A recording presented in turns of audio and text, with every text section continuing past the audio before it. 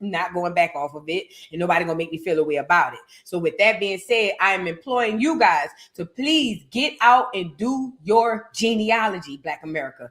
That is the only way for us to take our rightful places at the top where we belong. If we want to find our heaven on earth, if we want to live like the rich cracker and all these clears and these milk community people that's running around here on vacation random months out of the year, if you want to live like that, ma'am, sir, you're going to have to, well, at least part of it is going to have to be through genealogy. You know, I got an email this morning from a young lady who told me that she found out her grandfather or great grandfather owned all kind of stuff up and down Fort Ward in Houston. That is your reparations. I need you guys to take it out of your mind that you're going to be one big group of Negroes and they're going to hand out one big check. I'm not saying that that's not going to happen, but what I'm saying to you, in order for that to happen, you have to establish identity.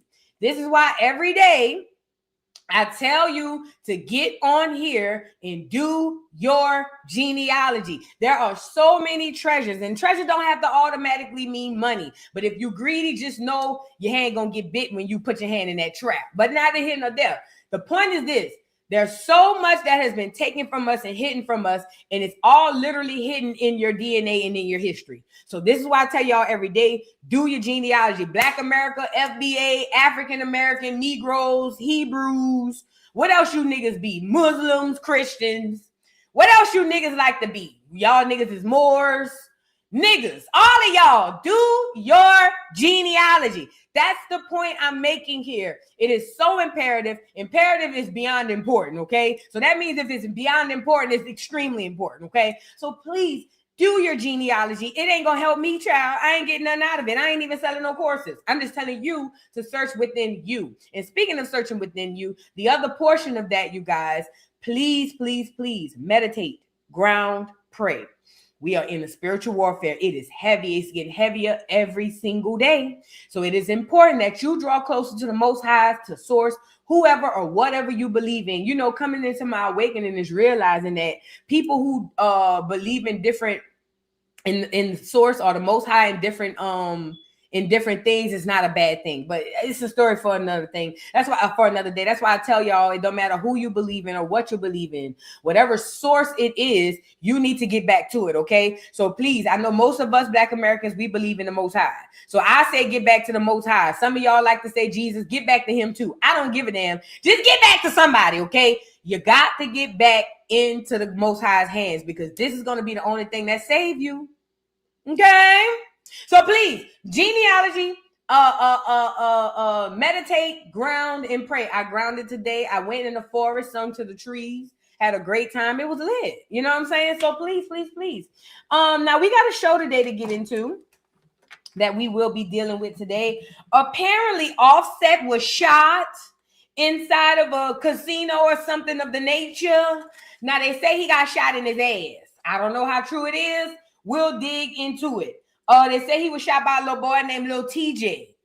Child, we'll get into that.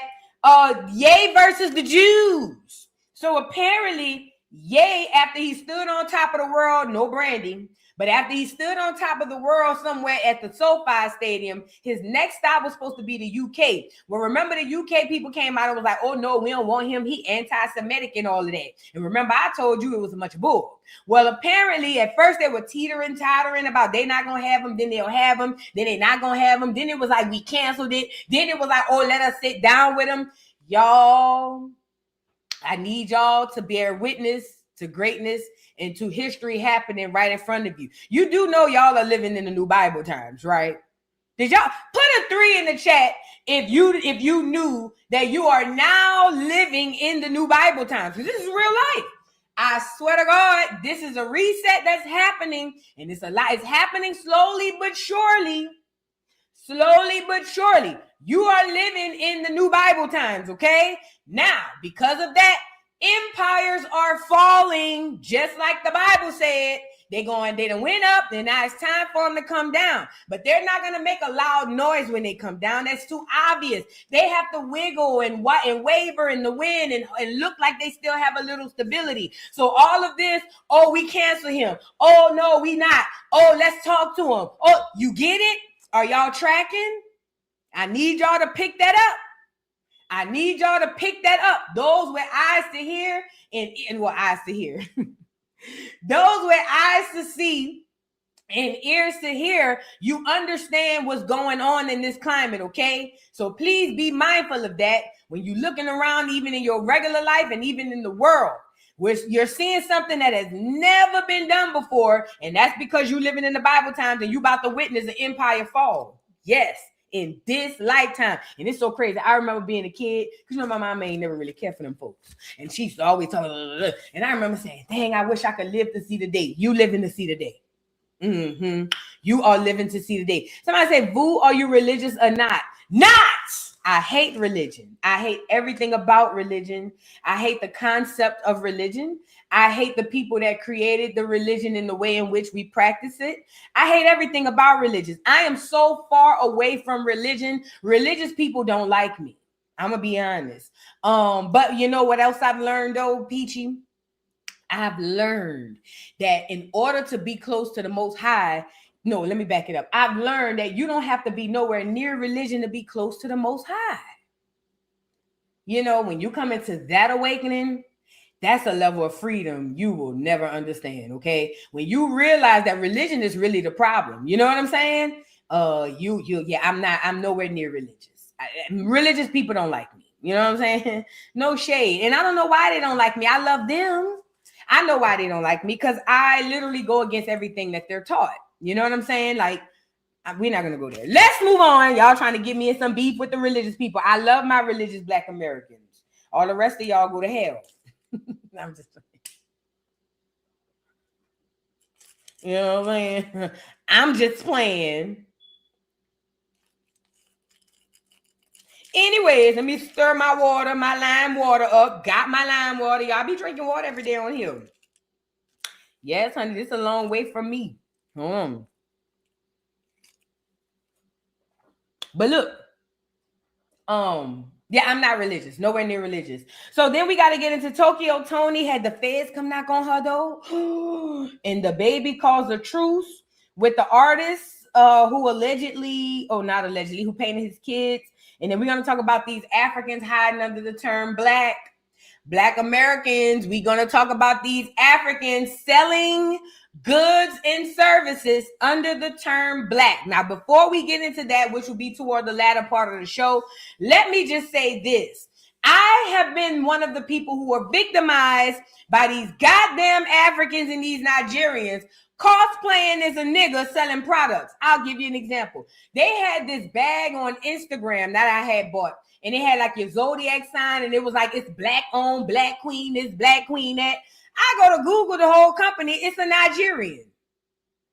And I know a lot of people on the internet are going to say, well, Vu, that's stupid. Nigerians are Black. But when we say these people are selling Black products, what they are doing is stealing identity in order to sell stuff under another identity. Meaning they're not saying African. They're not being forthcoming about who actually is behind it. And they know that we are in a climate where we are more in tune to support each other. So because they know that we are so in tune or more in tune to support each other, what they decided is, because we all melanated, we'll just hide under the term and we'll put our products out here and we'll say, oh yeah, it's Black owned. It's Black owned. Somebody put Judge Joe Brown in the comments, and this is exactly what my issue was with Judge Joe Brown. Because while Judge Joe Brown set his ass up there and not gave no F's about the fact that I told him that since him and his so-called compadres sat down and came up with this term Black that we have been stolen from. This is what I told Judge Joe Brown. We have been stolen from. These people are coming in cosplaying under our name. You feel what I'm saying? I said, and we are literally right now to this day fighting to get it back. You know, Judge Joe Brown looked me dead in my face and told me, y'all ain't fighting to get nothing back. Then when I told him, on top of that, we battling spiritual warfare, he told me, fuck spiritual warfare. That's when I said, oh yeah, I got to get up off of here. I'm going to lose my religion. Oh, yeah. I had to get up off of there. But the point is this. That's the point I was trying to make to Judge Joe Brown. But I'm starting to believe, well, I already believed it when we was having a conversation, that he was one of the people who sold us up the river. He did. And according to Judge Joe Brown, in his own words, it was him and his partners that came up to change our labels from Negro to Black. So fine, since you and your partners came up with it, we've been windmilling behind it ever since. And he looked me square in my face and said he didn't give a damn. This is what we're dealing with, ladies and gentlemen, boys and girls. And let me just say this. Yes, Mirror, Mirror, he definitely got a show for his efforts. Don't let that go over your head. He got a show for his efforts, allegedly. But let me just say this. This is what we're dealing with, ladies and gentlemen, boys and girls. There are a lot of charlatans from the yesteryears that are still here. And a lot of them still roam amongst us. There are some charlatans from today's time that are still here. I'm talking about niggas that just sold us up the river 3 hours ago. And they still walk amongst us. This is why when we put in that law of treason, when we get all of this stuff together and we get our treason laws together, it's going to be a lot of niggas going to be scared to jump ship in that crazy. Okay? Because this is why treason is example. All right, I'm sorry. This is why treason exists. Okay? At any rate, yeah, when that man looked me dead in my face and said, I don't give up. I said, oh yeah, let me get off of here. Yes, he did. I said, but Judge, we out here fighting a spirit. That man said, I don't give. He said, fuck spiritual warfare. What? What did your old Werther's original looking head ass say? And I said, oh yeah. That's why Dan Calloway cussed his ass out. Now, I ain't cussed him out. I ain't had that to do. You know what I'm saying? Judge Joe Brown looked like if I seen him in person, he'll try to feel on my little booty or something. You know what I'm saying? I might give him a little touch, you know. But at the end of the day, no, I won't, because I just realized he turned our names into black. But at the end of the day, the point is this. Watch the hijack, okay? Watch the hijack. Now, let's get into the show. Y'all come on in here and get the likes up on the video, child. Come on in and get the likes up on the video. Yeah, anything he said we was going to argue. Y'all already know how I go. You know what I'm saying? Y'all already know how I go. Naturally Beautiful, thank you so much for the super chat. Says Grand Rising Dr. Vu. Thank you for being you. I forgot I was a doctor too. Yeah, Dr. Vu sure is. You know, I forgot I had many hats. Prophetess Vu, Dr. Vu. You feel me? Education Vu, Dagger Vu. I got a lot of hats that I put on. Thank you, Naturally Beautiful. I forgot I was a registered doctor. I forgot. Kimberly, thank you so much for the super chat. Says, Vu, people don't realize you can be spiritual without being religious. And you know what's crazy? This is what I was thinking about too. All of these people, and this is where I know I'm going to have my biggest issues with. All of these people who spent all of these years buried in the Bible and buried into church and all these religions, they are going to have the biggest problem with me. Oh, you know who else is going to have a big problem with me too? All of those people who feel like, how she just jump off the porch? I already know. I've been already meditating on this and all that stuff. I'm already preparing myself for it. You know what I'm saying? And it is what it is. I'm not trying to, let me say this. I am never going nowhere trying to step on nobody's toes. I don't never want to act like I'm the most smartest person in the room. I don't never want to act like I know everything, because I am a forever student. Heavy on forever, heavy on the student, and put a little extra sauce on the forever. You see what I'm saying? But I understand how this gonna go, because there are a lot of egos in this. I honestly, I ain't even gonna say what I was about to say. But anyway, yeah, people don't realize you can be spiritual without being religious. You know, I remember the first time I told my mama, I'm not religious, I'm spiritual. She argued me down that I believe in the devil. She said I don't believe in God. And she argued me down to the ground. Because I told her, I'm not religious, I'm spiritual. Oh, you believe in the devil, huh? You don't believe in God. You atheist. What? Huh? Yeah. That's why I say, I don't really pay them people no mind. You know, if I ain't gonna fuck with me a lot when my mama did that. But then after a while, I realized she was trying to play on my top. I say, yeah, she trying to control me. Ain't gonna let her do it. You feel what I'm saying? So anyways, let's get into the show. You don't have to be religious to be spiritual, or you don't have to be religious to be in touch with God. And honestly, I'll say this, since I'm not religious and I've seen and been around a lot of different religions, no shade, no, apply all the shade. It's so much easier for me to worship because I'm not living under anybody's, this is what you should and shouldn't do. You know what I mean? I'm not living under the constraints of someone else's rules, because this ain't got nothing to do with God. Them rules in that religion ain't got nothing to do with God. It's other people controlling other people. And when I tell you it makes it free, and yeah.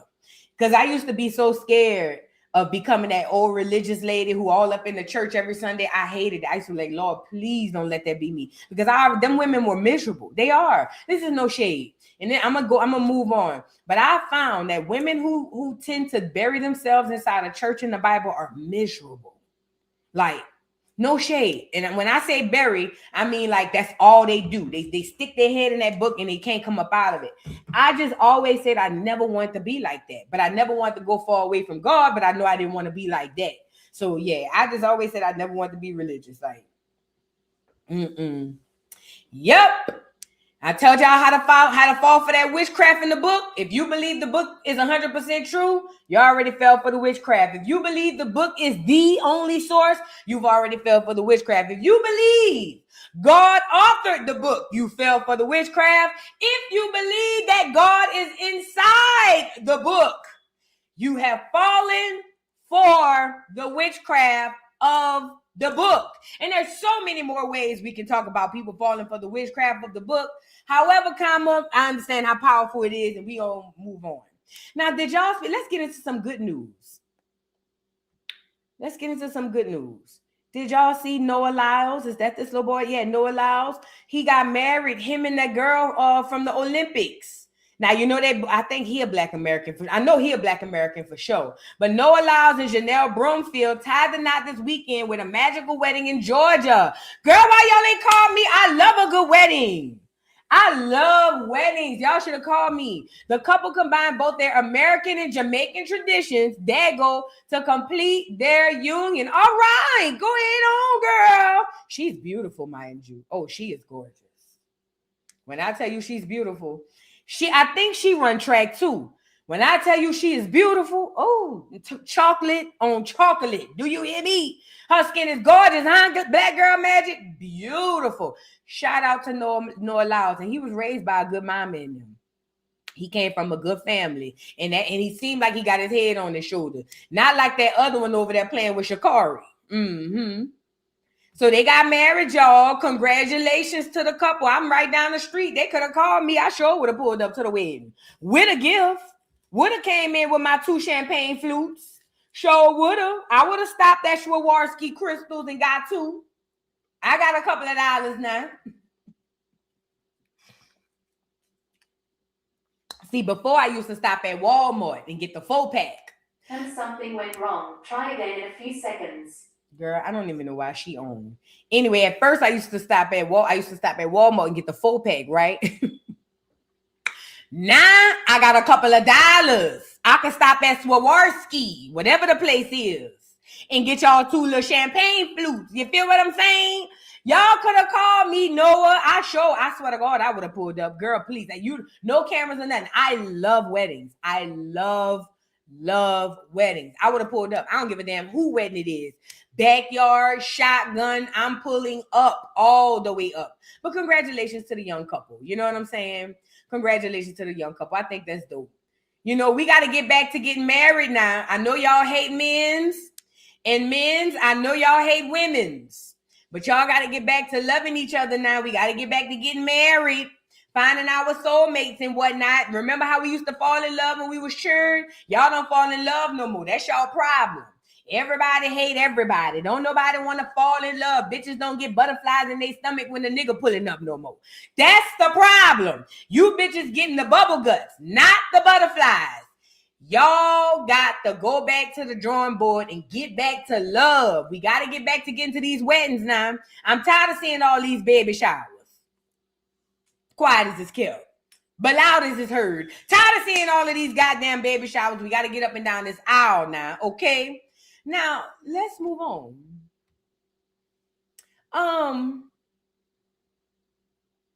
Did y'all see they making lab grown chocolate? Now let me just say this. I literally put down the liquor last year. I put the liquor down. I said, you know what? This is killing me. Let me put this liquor down, right? Put the liquor down. Then I say, let me put certain foods down. It's killing me. Then the more I started doing the research, I realized, girl, everything we putting in our body is killing us, even the air.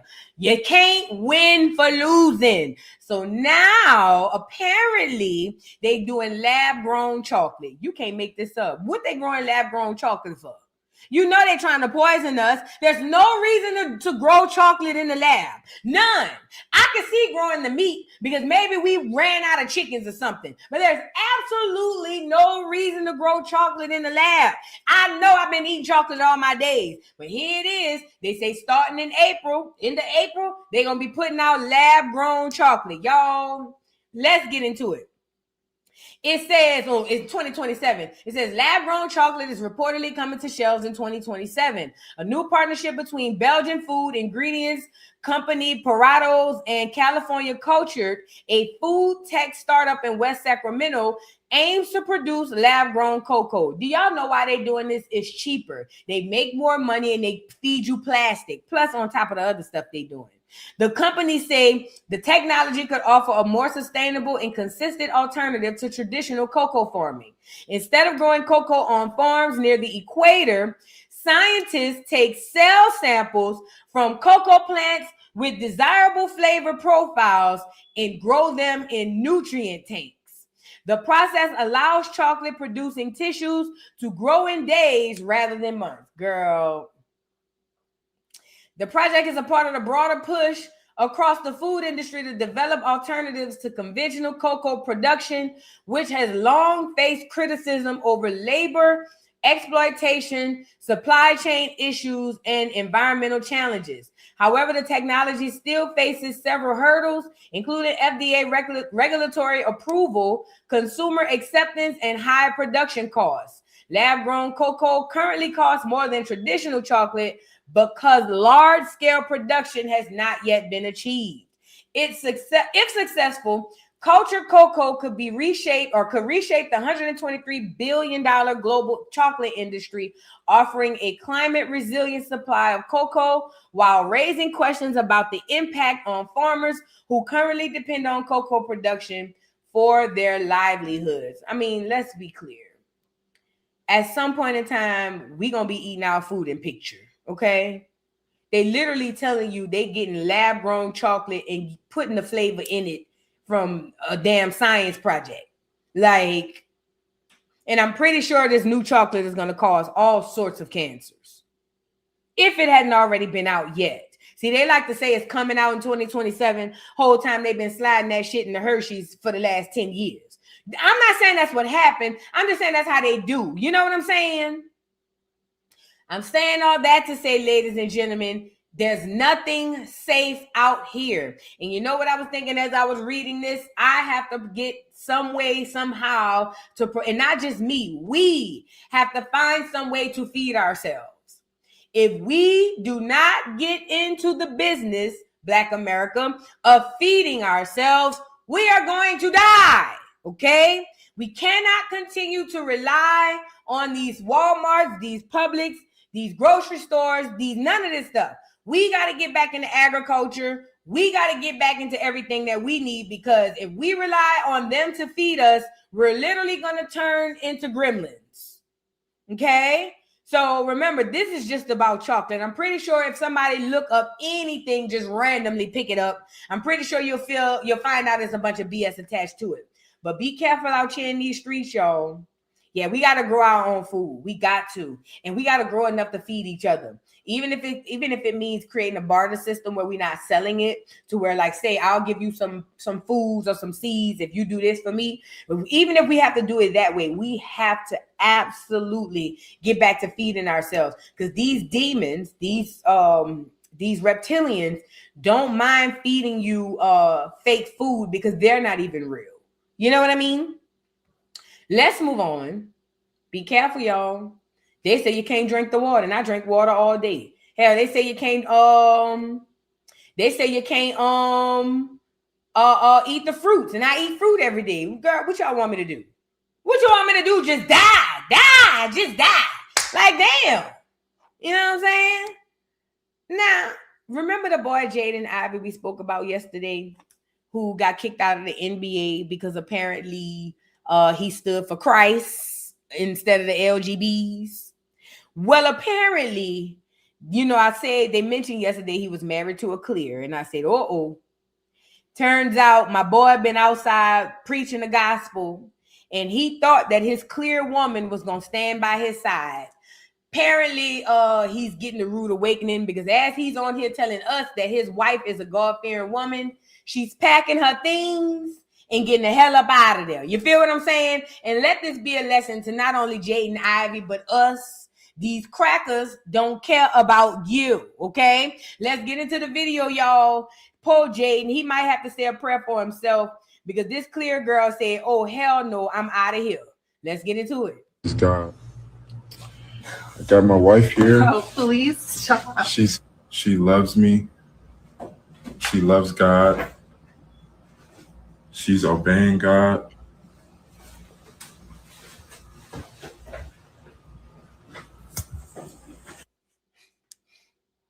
Praise God. One thing them crackers gonna do is stick around when you up and get the hell on when you're down, huh? I told you niggas. I don't know why y'all don't listen to me.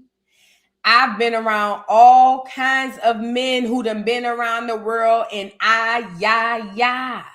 black men, white men, yellow men, pink men. That's the punks. I done been around them all. And it don't matter if the person is the opposite sex or the same. These crackers are not here because they love you. They don't care about you. I told you, genetically, it is impossible for them to love you the way that you want to be loved. They don't have the genes to do it. It's science. They don't have the capacity to care for you the way that we care for each other. They're made like that.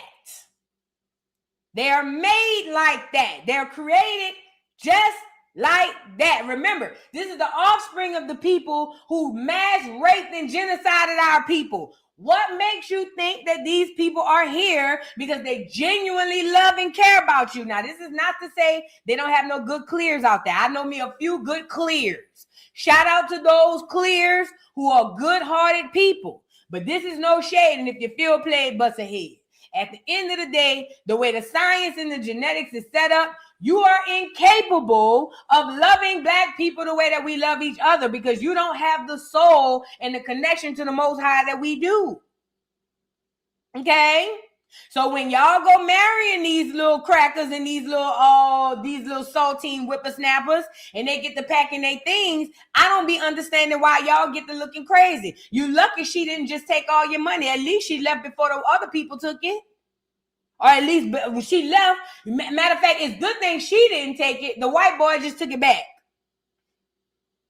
The point I'm making is this, okay? Black Americans, I'm not telling you not to date outside your race. Girl, do what you want to do. But what I'm telling you is be mindful. I'm not saying they don't have no good clears. They do got some good clears out there. That's not what I'm saying. And I'm not going to keep reiterating that shit, because I feel like I got to keep reiterating that so some clear won't feel played. And I don't like the way that feel. You feel what I'm saying? So that's the last time I reiterate that. I'm saying all that to say, okay, that you can't, it's almost like expecting love from a lion, bitch. It don't work. That don't go like that, okay? Yeah, it might be nice to you. Yeah, it might purr with you and next to you. But whenever that bitch get hungry, you got to know you're going to be breakfast, lunch, or dinner, and or hors d'oeuvres. Does that make sense? Let's move on. Poor Jaden.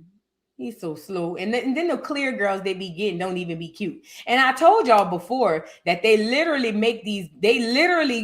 put clear people, the certain clear people, they put them with certain people. Like, they don't get to choose these girls. I told y'all a lot, especially these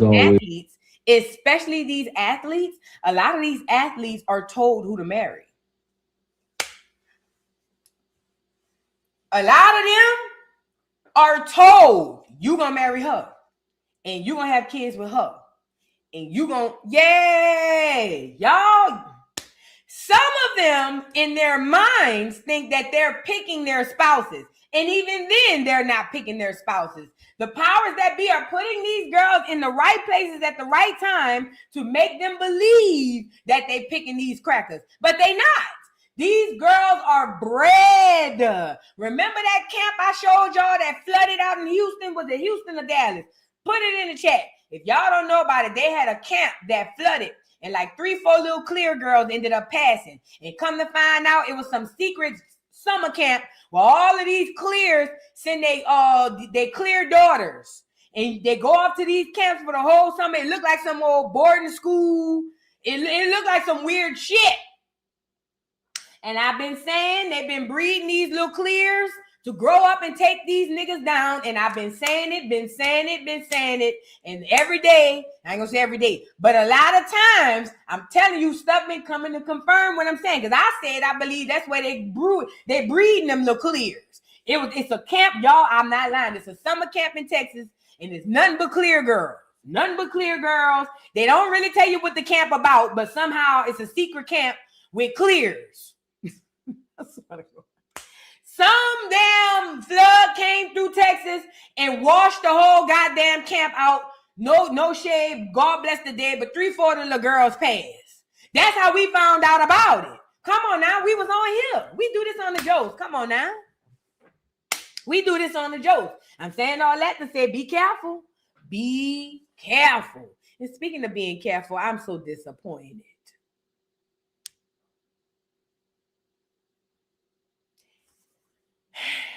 You know, I must say, I grew up a fan of Kimberly Denise. Yes, I did.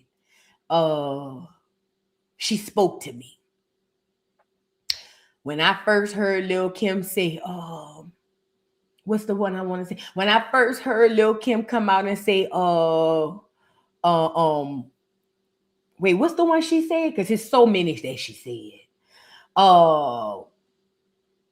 Some call me Donna, Karen or Amana. It's just everything she said. I was like, she's speaking to me. She talking to me. And then she went to jail and came home a Puerto Rican. But that's not the hip. I told y'all prison is a portal.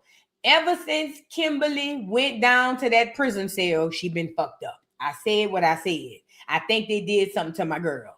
Lil Kim ain't no tether girl. Lil Kim is a nigga. She's a wannabe tether. She's a weather.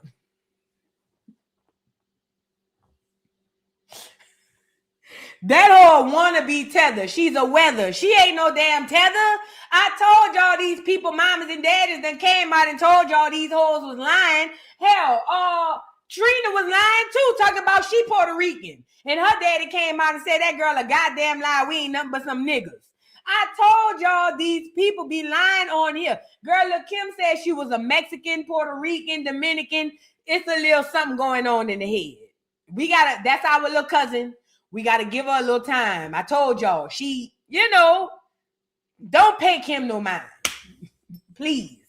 Do whatever you do, don't pay Kim no mind when it comes to that. But listen, Kimberly, yeah, you saw Trina try it. God was so mad. Wait, real quick. Trina said, yeah, because I'm Dominican.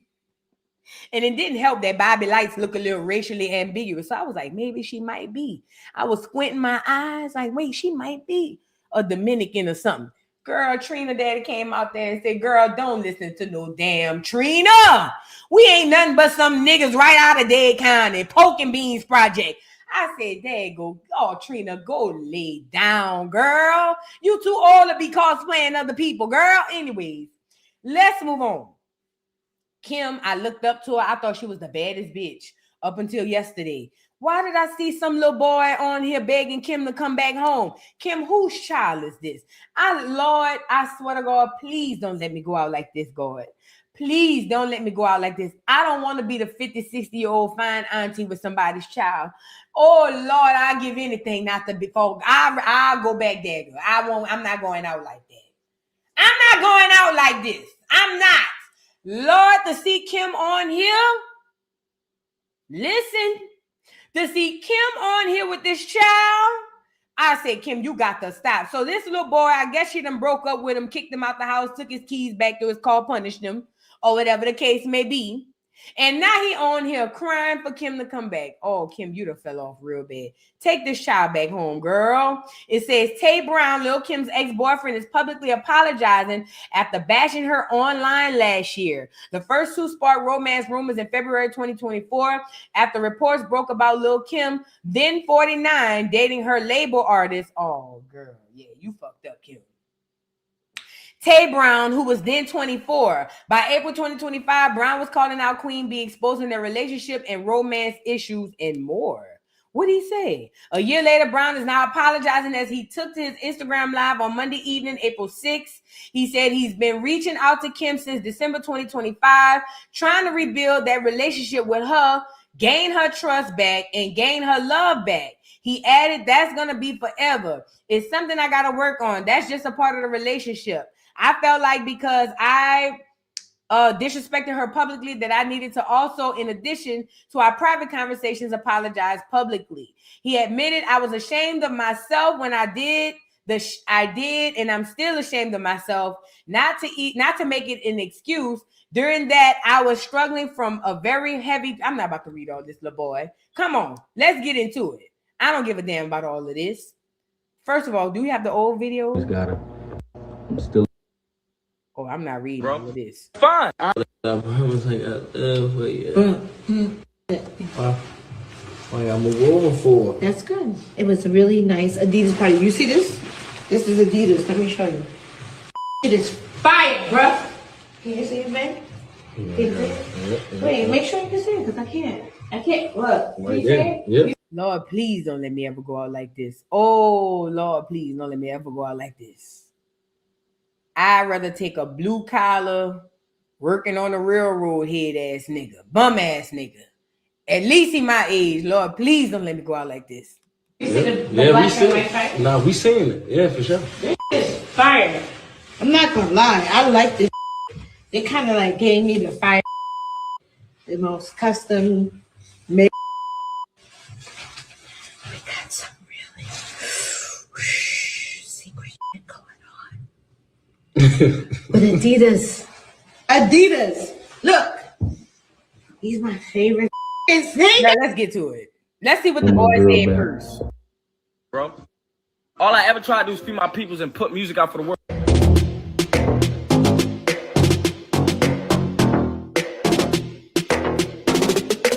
Tjay Brown explains his issues with Lil Kim after signing to her record label. Now, all your business partners, all the motherfuckers over here, you talk shit about all the fucking time, talking about I'm the fucking problem, I'm the bad investment, all this shit, because I wasn't popping at the motherfucking time. But I was the one that believed in what you wanted to do. Like, I was the one that was backing your whole vision, bro.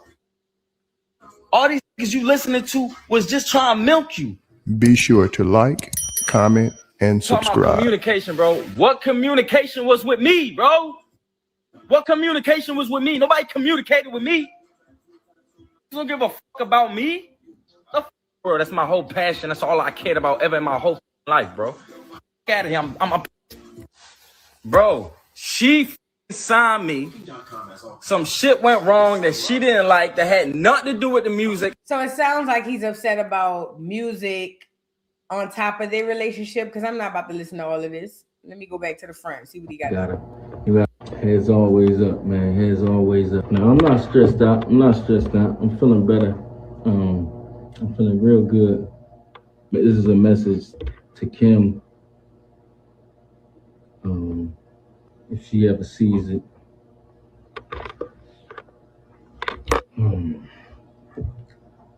Start off by saying, apologizing. Well, let's just say I've been reaching out to Kim since December of last year. And I've been trying to rebuild that relationship with her for a while now and gain her trust back and her love back. And that's gonna be forever. something I gotta work on, you know. I think that's just a part of relationships. You always, heads always up, man. All right, I've heard enough. This little boy says he's sorry. And Kim, you ought to be ashamed of yourself. That little boy young enough to be your child. And I'm not hating on the girls who like the young boy. Shout out to y'all, but god damn. He even looked like a little boy in the face. I didn't see that coming for little Kim. I thought she was the boss, Don Dada. You know what I mean? Like, I know she look a little peculiar, but I'm disappointed, Kimberly. I'm disappointed. And leave these children alone. Or somebody call their mama on you. Leave them children alone, Kimberly. You ought to be ashamed of yourself. Where's your mama at? And how a little girl doing? Y'all seen that little girl lately? All right, let's move on, y'all. Right quick. Y'all remember this? Put a 3 in the chat if y'all remember this. We was in a room together. Chris Stokes put us in a room together and made us do stuff together. You feel me? Me and Jarrell Houston. You're not gonna sweep anything under the rug. I was gonna let Chris Stokes and Mark Houston, and that's the truth. Period. And that's the truth, and you can say that. But I think it gets kind of messy when you got to put other people's truth out there. I don't think that's your place to judge other people. Well, my truth is the fact that Chris Stokes had me and Jarrell Houston in a room sucking each other's. My truth is that hold on, Judy, hold on. I got a problem with Fizz because Fizz was the first person to take it in his fucking ass, and he want to make it seem like I'm a motherfucking homo, like I'm crazy, and like there's a problem, like I did something there. I never did anything to nobody. Some tapes got out, and we all know what that was about. Obviously, it was in God's will. I brought you around my family, my nigga. Okay, I respect that. I accepted your mother as my mother, as my auntie.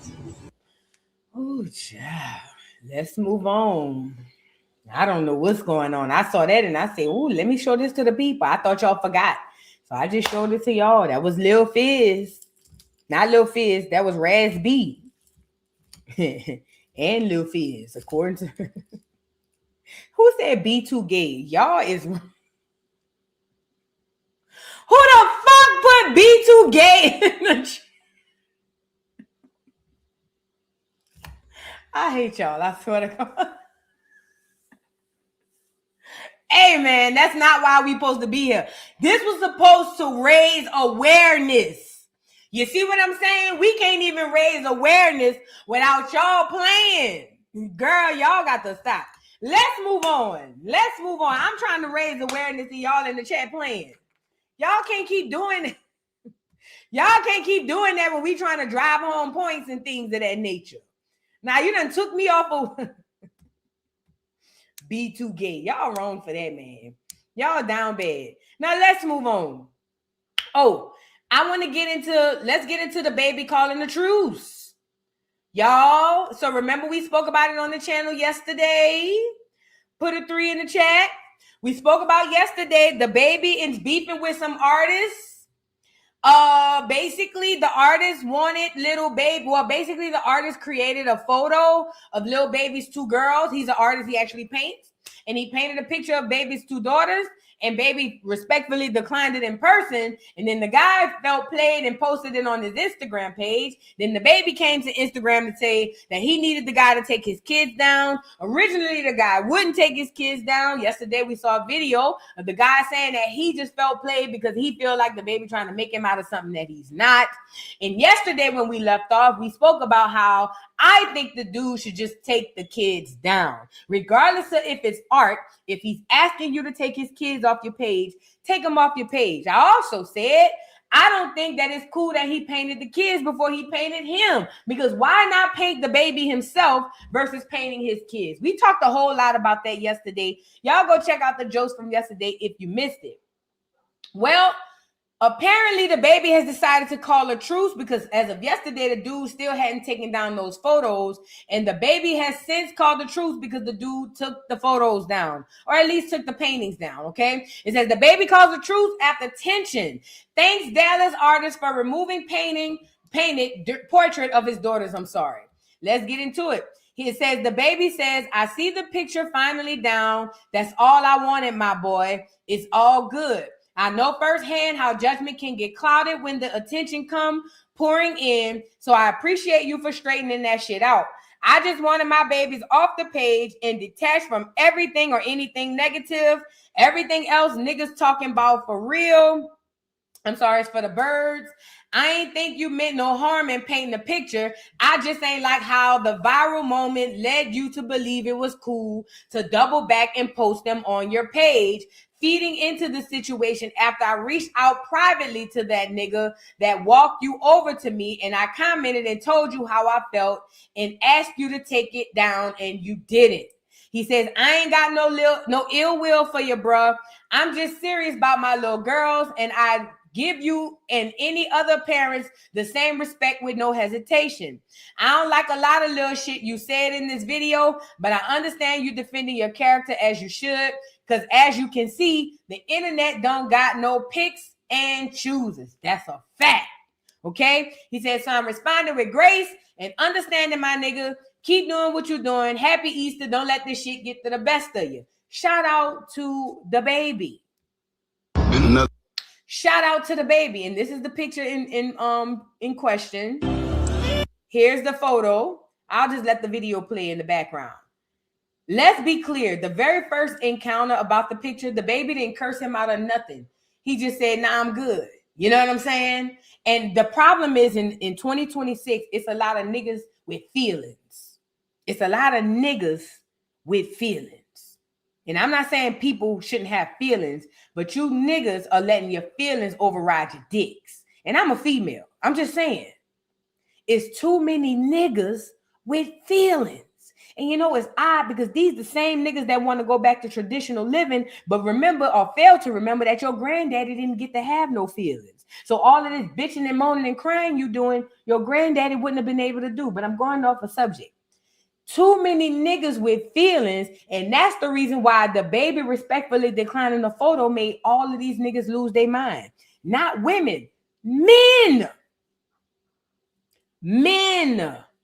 These supposed to be, yeah. So because Dababy respectfully declined this man's, another grown-ass man photo, and then told that other grown-ass man to take his picture down, other grown-ass men feel away. Now, I'm not saying this to attack black men. I love black American men. Y'all the best thing since sliced bread. The best of y'all, not the worst of y'all. But let me just say this. I implore the black men who have those kind of mindsets to think about what it is you're saying, right? When you are so emotional to the point where everything is a reaction, you're not thinking nothing through, you have fallen, in my opinion, I'm not a man, I'm just saying, from my opinion, now you're falling so far from your manhood, you're kind of teeter-tottering into the bitch mode. This the type of stuff made Nene tell Peter he need to stop gossiping like a bitch. You see what I'm saying? And this is when the women, somebody with a mouth like me, but probably can't bridle it like me, y'all get into it. The next thing you know, you a hoe ass nigga, pussy ass nigga, bitch ass nigga, da. And then you won't choke the girl. But the fact of the matter is, even though it took Mad Day to say it, a lot of men are turning into bitches. And these are the same men who looking for women. I'm of confusion. The way that Charleston White, and we about to get on him in a second, but the way that this painter, this artist handled this was very bitch made. And the way that Charleston White handled this was even more bitch made. Because even if the boy who painted it don't have kids, I'll say Charleston does. And as a father, like I told y'all yesterday, as a father, I think Charleston should have at the very least understood that. But remember, I told you Charleston is in bed with these orange juice people. You see, Charleston has teeter-tottered and jumped over a line that I don't even know if Charleston understands he teeter-tottered and jumped over. See, he came on the internet originally. I'm talking about Charleston, saying that I'm going to attack gangsters and rappers because you niggas are the cancer in the community. And honestly, I was all here for it because those gangsters with them lies and them internet and them gangs and all that stuff, it was literally causing our children to go out and kill each other. So I was here for it. But then slowly but surely, it went from him attacking those to turning into those. And it went from him turning into those to now he's teaming up with the group of people, the Jews. He's teaming up with the group of people who have been known and famous allegedly for the COINTELPRO shit. And now it's gone from I'm only attacking this person or that person to now I'm attacking everybody. Now his whole main focus is Black American men. Black Americans, period. And it's not about attacking the rappers that do down bad shit. Because let's be clear, outside of the little controversy with the LGBTQ and maybe the little pow thing in Walmart that could be up for determination, Dababy is kind of like he be out the way. He don't be in and out of jail. He ain't beating on no women. He might fight a few niggas, but I think that's man-to-man combat. I ain't got nothing to do with that. You see what I'm saying? But he really be out the way. His lyrics don't even perpetuate the gangs, the violence, or none of that. So then I had to say to myself, well, then damn, Charleston, if you really is still on the kick of I'm only attacking these rappers that's doing dirt to the children or to the people, then what's your beef with Dababy?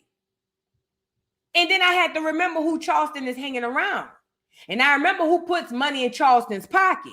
And I remember who makes sure Charleston eats every day. I remember who checks Charleston. I remember who protects Charleston. I remember who calls Charleston when they need protection. I said, oh, there go. He's doing the job of the Jews. Now, whether Charleston wants to know it or not, that's exactly what he's doing. Because first of all, nobody asked Charleston shit. Nobody. But he volunteered the information that Dababy, the guy who did the art for Dababy, is his cousin. Cool. As a father, I think at the very least, even if he felt played about Dababy disregarding his cousin, as a father, you would think that he would say, you know what, but I do understand him saying take the pictures down because I wouldn't want nobody with my little girl pictures on there. But nope, because all rhyme and reason has left Charleston. Charleston, I'm afraid to say, has become what I was afraid that he would become. When I first started seeing Charleston veer away from what he was doing, I said, Charleston gonna get caught up in that money. Charleston gonna get caught up in the wrong crowd, and Charleston is gonna lose his way. And slowly but surely, that's exactly what he did. And now I believe, yes, BC 46671, he's fully compromised. Now I believe he's fully compromised. So if I were you, I don't give a damn who you is. I would not have any interactions with the Mr. Charleston White. Let him go over there with the Jews. Since he loved the orange juice people so much and they take care of him so much, I think it's time that the Black community release Charleston over there to the Jews. Let him go over there. Let him entertain them. Let him troll them. See, he's not going to do that. He not stupid. He will never do that. And they don't mind unleashing them on us because it works for them. But saying all that to say, Charleston antagonizing Dababy is unwarranted. It makes zero sense. And Charleston, your mask is slipping. The COINTELPRO is showing. The agent is oozing from your pores. And I know you run around saying, I'm a police, I'm a detective, I work with the cops and all that stuff. But we talking about a different level. Now we talking about Judas and the Black Messiah type shit. And if I was anybody, I would stay as far away from Charleston as possible. I'm going to be honest.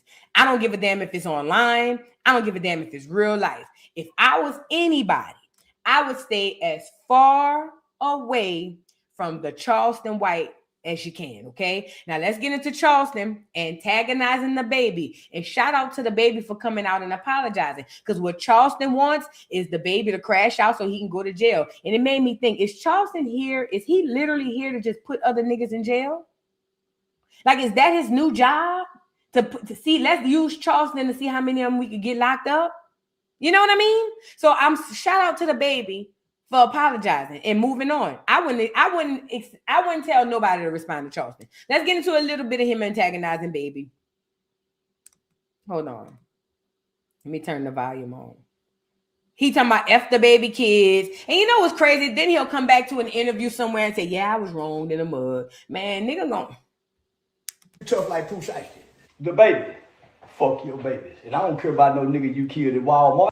Oh yeah, I don't know if I can show that. Let's move on. Anyways, like I said, if I were anybody, I wouldn't do that. I wouldn't deal with him literally at all. You know what I mean? Anyways, let's move on because I forgot he had pulled that out. Let's move on. It's giving Judas and the Black Messiah. Literal, it's giving literal, like I think this is what I believe, and I might be wrong, and if I'm wrong, I'll be corrected in the future. I believe that Charleston is literally, I believe that they bred him in that damn institution that he grew up in, whether he want to recognize it or not. I believe they bred him in that damn, that juvenile facility he grew up in. And they bred him to do exactly what he's doing, okay? He's very well read. He's very intelligent. They listen, okay? And now that he's out, they let him get his little feet up under him, get his little fame, and now they put him right where they wanted him originally, with the Jews, okay? So he can do whatever it is he needs to do for these crackers. And I think part of that is taking money from rappers and getting people arrested. I believe that. Yes, I do. I would stay far away from him. But I should have knew that when he went over there by them people. By them Aiden Ross people. You should have knew that. Let's move on to Kanye. No, before we get to Kanye.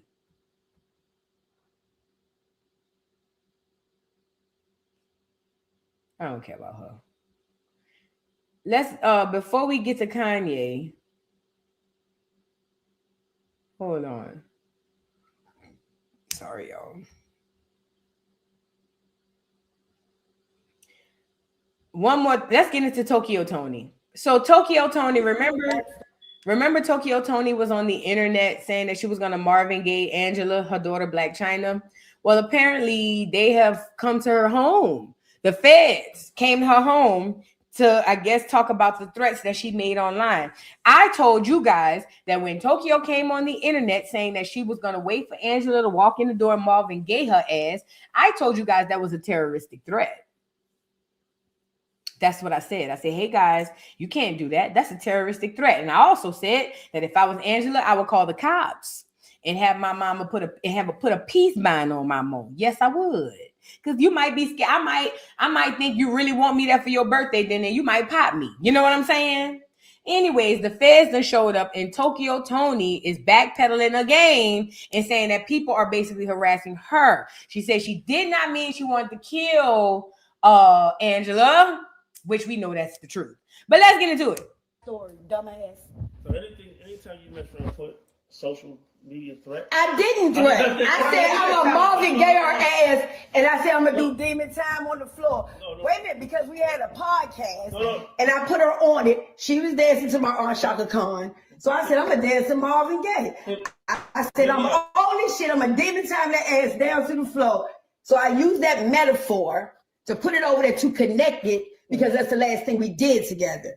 They set me up. My daughter, cocaine. I didn't know all this shit, China. Cocaine, Adderall, alcohol, and Satan, nigga. So all that shit together, yeah, you carried me, and then you. So you in the midst of being picked up by the feds, and you gonna sit up there and talk about the drugs your daughter on? They should have took that bitch. Because even if your daughter on drugs, she ain't online making terroristic threats. They should have took your wide gap tooth asshole. They should have locked your. They should have shackled your ugly ass by the ankles and the wrists. You stupid bitch.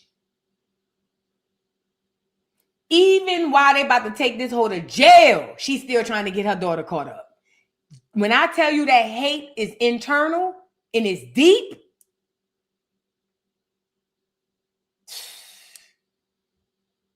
You put me on the show, didn't pay me for that one. Put me on another show, didn't pay me for that one. And then I your daughter did, you said? Yes, this is what the doc is up. So this don't even talk right. I don't even. She's demonic and weird and all that shit. No, it's sad. She played. Please give me a backstory, dumbass. So anytime you mess around put social media threat. I didn't threat. I said I'm a Marvin Gaye her ass, and I. No, it's not going to happen until she is very demonic. I told the girl, we went to her baptismal. You did not get baptized, boo. He did it wrong.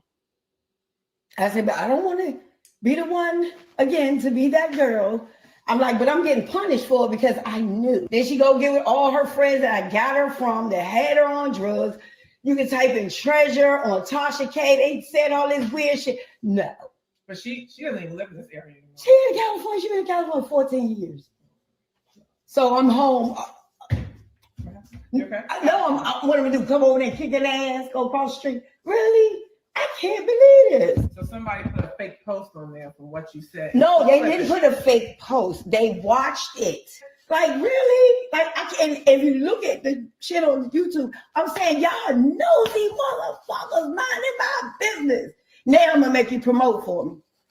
That is weird. We're gonna make this show. No, it's not going to happen until she is very demonic. Put in the documentation. Y'all got me sweating. I'm going to go out, man. You're about to kick us out. I know, because it's weird ass people. Yeah. I ain't see no sheriff shit. I was like, hold up. Like I said, we're on the task force, so that's OMG. Why do everybody like this? No, you're beautiful. And we're really the police. We're not the team. This is so exhausting. So now that she's being held accountable for literally saying she was going to unalive her daughter, now it's, oh, my daughter's on drugs. Oh, don't listen to this. Oh, I wasn't saying it like that. It wasn't this, that, and the third. Now you complimenting the officers. Oh, you're beautiful. Tokyo is the demon. She is the devil herself. Notice I didn't say himself. She is the devil herself. She's an evil bitch. And you cannot go online and say that you're going to inflict bodily harm on people, especially to say that you're going to kill them. That is a terroristic threat. It don't matter if she's in Baltimore and this girl is over there in California. It's still a terroristic threat. And they should have took her ugly ass to jail. They should have took her ugly ass to jail. It's ridiculous, bro. It's super, super duper ridiculous. Now, you done said all of that. Now you on here backpedaling. Because first of all, you had to backpedal to the court of public opinion because we wasn't jacking it.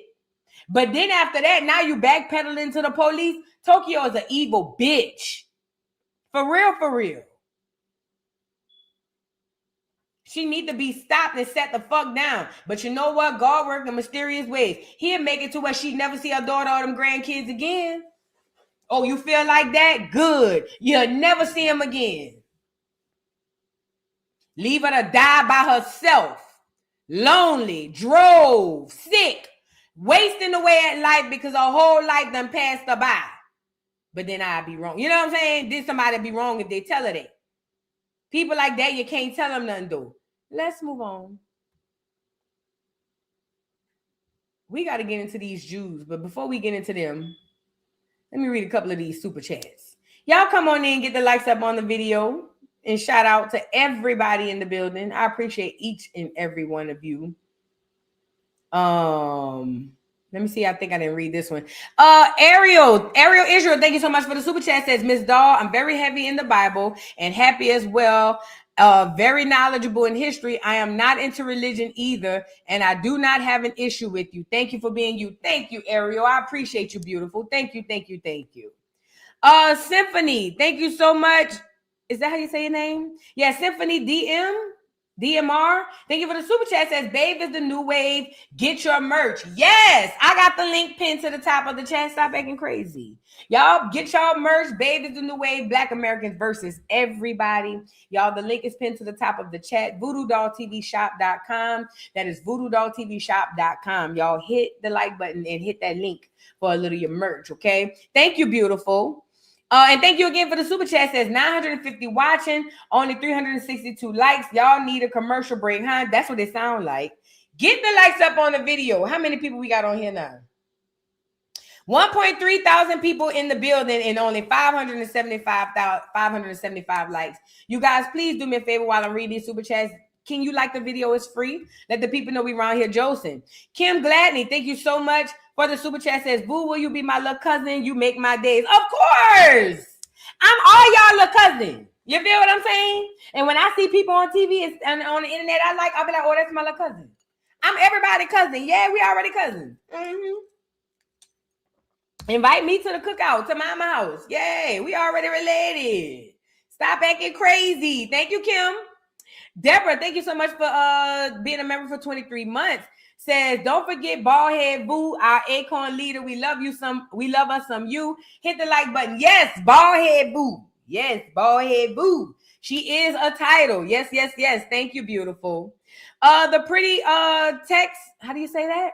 The pretty Texan. Oh, I like that. Thank you so much for the super chat. Says, girl, I grounded today for the first time and it was everything. Thank you for the suggestion. Wait until you start doing it often and you start to see how it literally shifts your day and your mind and your energy. Listen, grounding for the first time, if you pay attention, you'll see. You know what I'm saying? You'll feel the difference. But when you start getting into a rhythm and you start grounding every day, you'll start to run to go ground when people get on your nerves. You see what I'm saying? Like, I've had people piss me off and I'll be like, you know what? Let me go put my feet to the earth. And it literally, I'm not even over exaggerating. It literally brings my energy back. It calms me and get me right back where I need to be. So I'm so glad you tried grounding. I employ everybody to go grounding. And when I tell you, not only that, it definitely helps with your physical health. A lot of y'all don't know this. Grounding helps with your physical and mental health. So I'm saying ground because we know that when black people, melanated people, period, when we ground, we basically plugging into the earth. We're connecting to the earth. You feel what I'm saying? What I'm telling you is grounding it has multiple benefits, but it can help you mentally and physically with ailments, illnesses, trees. When I tell y'all hug tree, all of that stuff is real. So I'm so glad y'all starting to ground. For those of you who haven't started, just all it is, take 10 minutes, put your phone down because you don't want no electronic waves, none of that stuff coming in through you to interrupt. Just put your feet to the soil. Some people, like I know I used to put my phone up and just let it play. If I want to like listen to something in the background or a podcast or something, or if I'm not chilling and I just want to really just sit in thought and meditate, then I won't have anything. And I'll just sit and put my feet to the earth. I've even put my hands to the earth. Man, watch y'all. Y'all gonna get me on something else. I'm telling you, if y'all start grounding, you won't regret it. I promise you. Thank you so much, Boo. Rapid Radiant, thank you so much for being a member for 21 months. Says, hey, Boo, I often wonder, what do these women that go heavy on these face changes tell their daughters? I want to be a fly on the wall. Facts. Because, baby, they daughters, listen, Kim's daughter look like her, though. Yeah. Kim's daughter looks like her a little bit. But I don't know what the old Kim would have looked like. So I don't know. It's kind of weird. Thank you, Rapid Radiant. Symphony, thank you so much for the super chat. Says 1.1K viewers and only 478 likes is free. Thank you, Symphony. You cutting up. Thank you, boo. Cookie, thank you so much for the super chat. Y'all like the video. Cookie, thank you so much, MC444 for the super chat. Says, what's up, boo? Are you going to review RHOA this season? The first episode was actually good. When did it come on? Sunday? Hell yeah. Well, let me look at it first. When the episode came on. Real Housewives of Atlanta, new episode. Girl, when the first episode aired. Oh, it sure aired this Sunday. Yay! Let me watch it. Let me watch it when I get off of here. And if it's good, expect the video. Okay? Let me watch it. Thank you, Cookie. I appreciate you. I sure forgot about it. Thank you, thank you, thank you. Jay New Orleans, thank you for the super chat. Says, I've been peep Charleston, meta glass eye white. Do tell meta glass eye, because you know what? Now that you say it, talk about a meta glass eye. And let's play conspiracy theorist, devil as advocate and all of that, right? Let's say Charleston White is a compromised agent with the meta glass eye.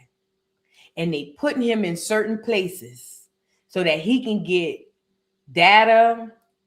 You know what I mean? Like, it's not impossible. Now you just put another theory in my head. I got too many theories. You just added another one. Thank you, Jay New Orleans. That makes all the sense in the world, though. Stab and a half. Thank you for the super chat. Says Tokyo is genuinely mental, but that's not an excuse. Not at all. Because I believe Tokyo would do something to her daughter if she can get out the way. If she can do it and get away with it, yeah, I believe she would. And that's why it's a problem. Thank you, KK4796.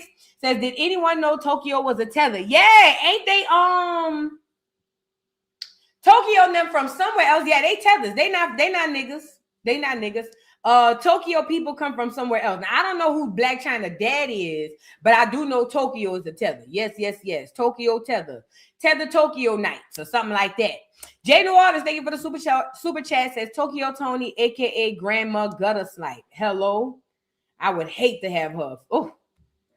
And Deal Nicole, thank you so much for the super chat. And of course, thank you again so much for making it rain. Thank you, boo. I make it rain. I make it rain. I make it rain on them hoes. I make it rain. I make it rain on them hoes.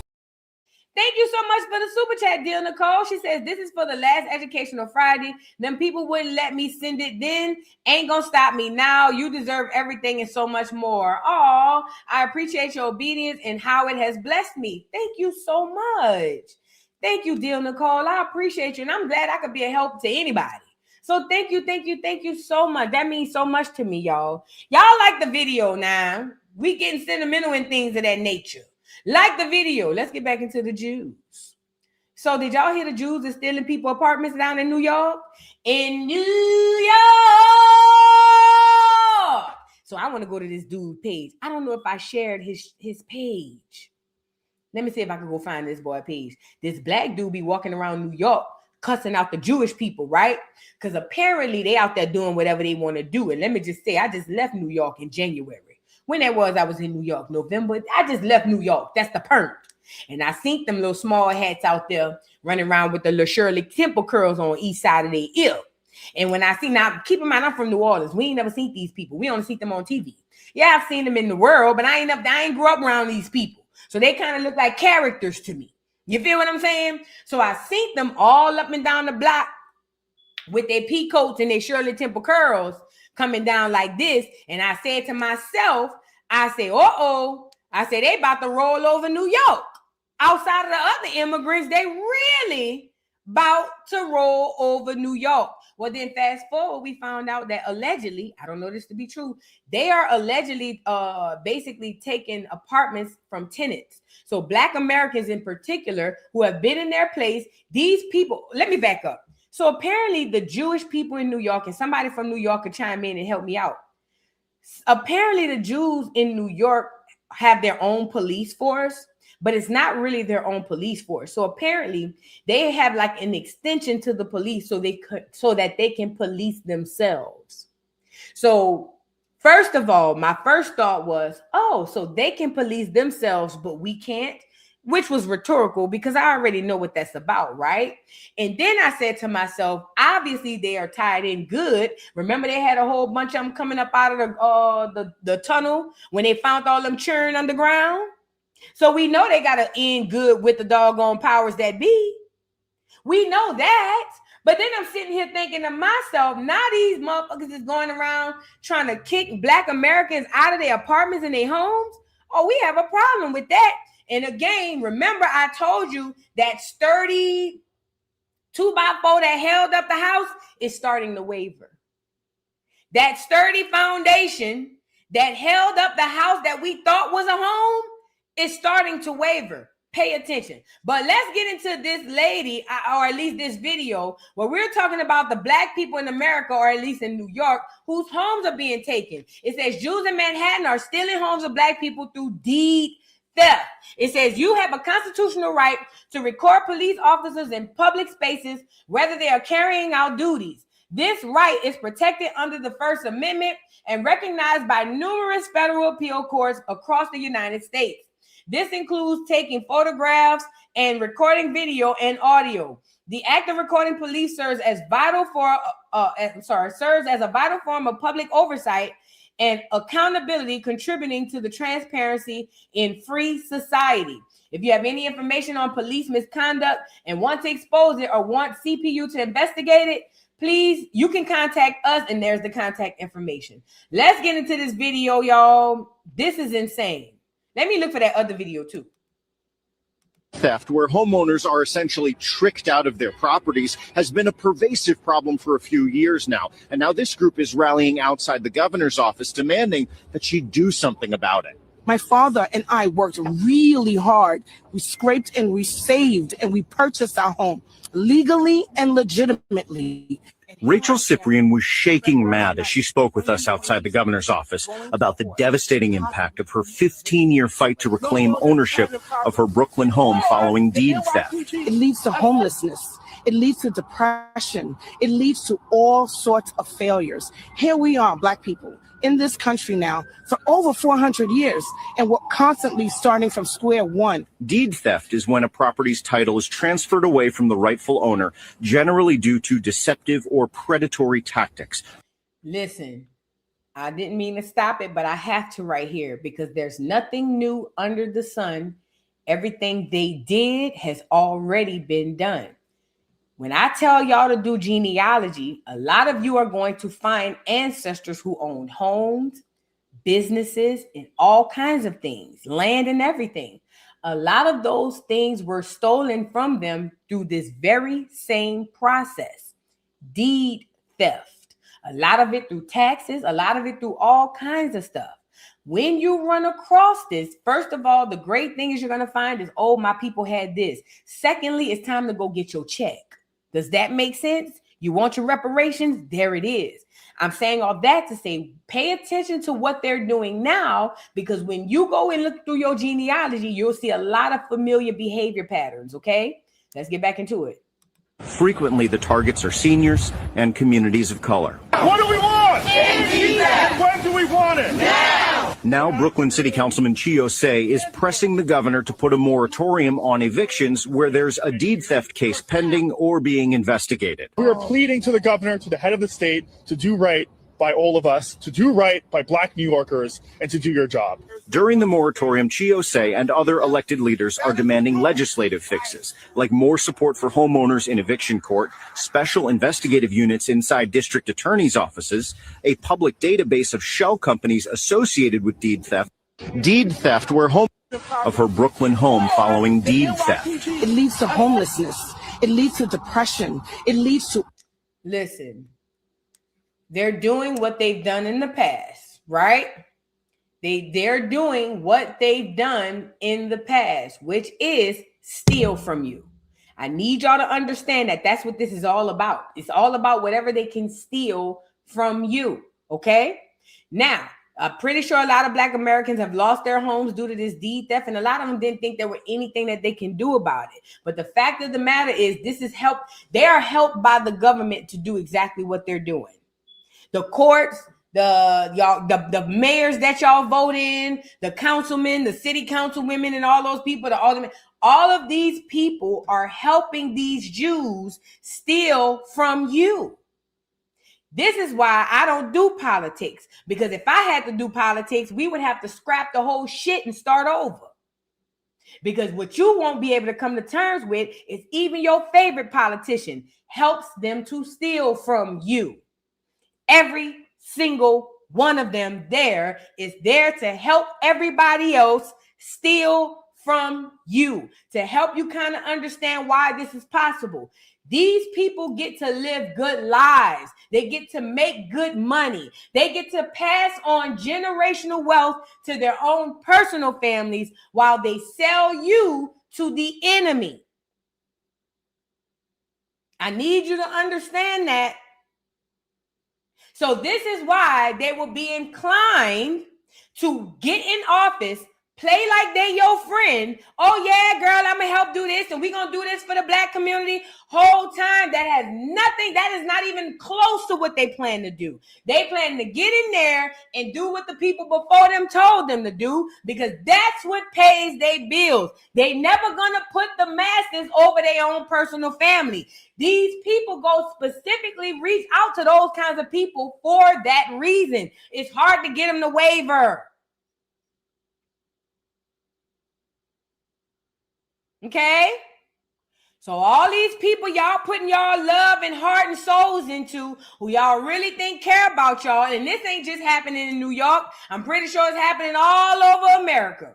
Wherever they got black Americans owning their stuff, is somebody somewhere coming out trying to steal it. That's what they come over here to do. That's what they said over here when they came up with the Papa Bull and all of that stuff and all of them other paperwork to come over here. It was to steal. And they still stealing right now. That's what this is all about. Welcome to the party. You're late. That's what this whole thing is about. Steal your energy, steal your resources, steal your money, steal your culture, steal your language, steal your children, steal your babies, steal your melanin, steal your everything. That's what this is all about. Everybody is here, Black America. Everybody is here to steal from you. Yes, somebody say steal the land. Steal the land. That too. Everybody is here to steal from Black America. I'm going to say it one more time. Everybody is here to take and steal from Black America, because you own everything. The only reason you haven't taken charge of it yet is because you don't know it. Okay? So what do? Go around stealing, because that's why everybody's here. Yup, organs too. They stealing organs. They stealing everything. Anything that ain't tied down to the Most High, they over here stealing. I'm going to say it one more time. Anything that ain't tied down to the Most High God, they over here stealing. It's like one big ass scavenger hunt in America. All of these damn people coming over here to take. Ain't nobody coming over here to give shit. Everybody coming over here to take. We just don't realize we the ones being taken from yet. Some of us do. We starting to wake up and see it. But when you figure it out that that's the whole play, everybody in here to steal from you, then you'll open your eyes and say, wait a minute. Not only do I need to look after these dogs or look behind or look at this enemy, I need to look at who let the enemy in. Because wait, how did you get here? Then you go do the paper trail and you realize your favorite black pastor, your favorite black politician, your favorite black YouTuber, your favorite, you get it?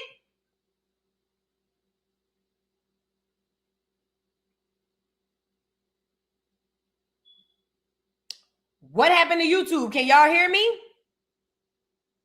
It's saying YouTube is currently experiencing some issues with their API. Put a 3 in the chat if you can hear me. Because I just got a update from StreamYard. Let me see. Oh, y'all can hear me? All right, we good. Let's keep rolling it out. Let's keep rolling it out. Your YouTube API issues. YouTube is currently experiencing some issues with the API that might prevent some users from going live on the destination. Okay, so if it cut off, y'all already know what it is. Let's keep the ball rolling. If it cut off, y'all already know what it is. Let's keep the ball rolling. I'm saying all that to say every single person coming to America, I don't give a damn if they come in as far from Africa, Antarctica, or the goddamn Caribbeans. Every single one of them are coming here to steal from Black America. I need you to understand that. I don't need them to understand it. I don't need no tether to rationalize with that. I need you to understand that. Everybody here stealing, everybody here taking.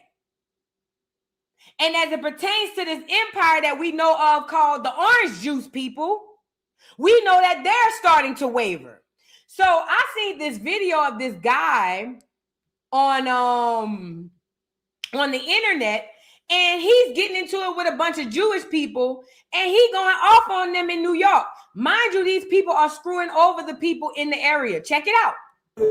Scam my boy on his property. Look, it's the second time he came around talking about he trying to get him. Hey, Daniel, Trying to scam.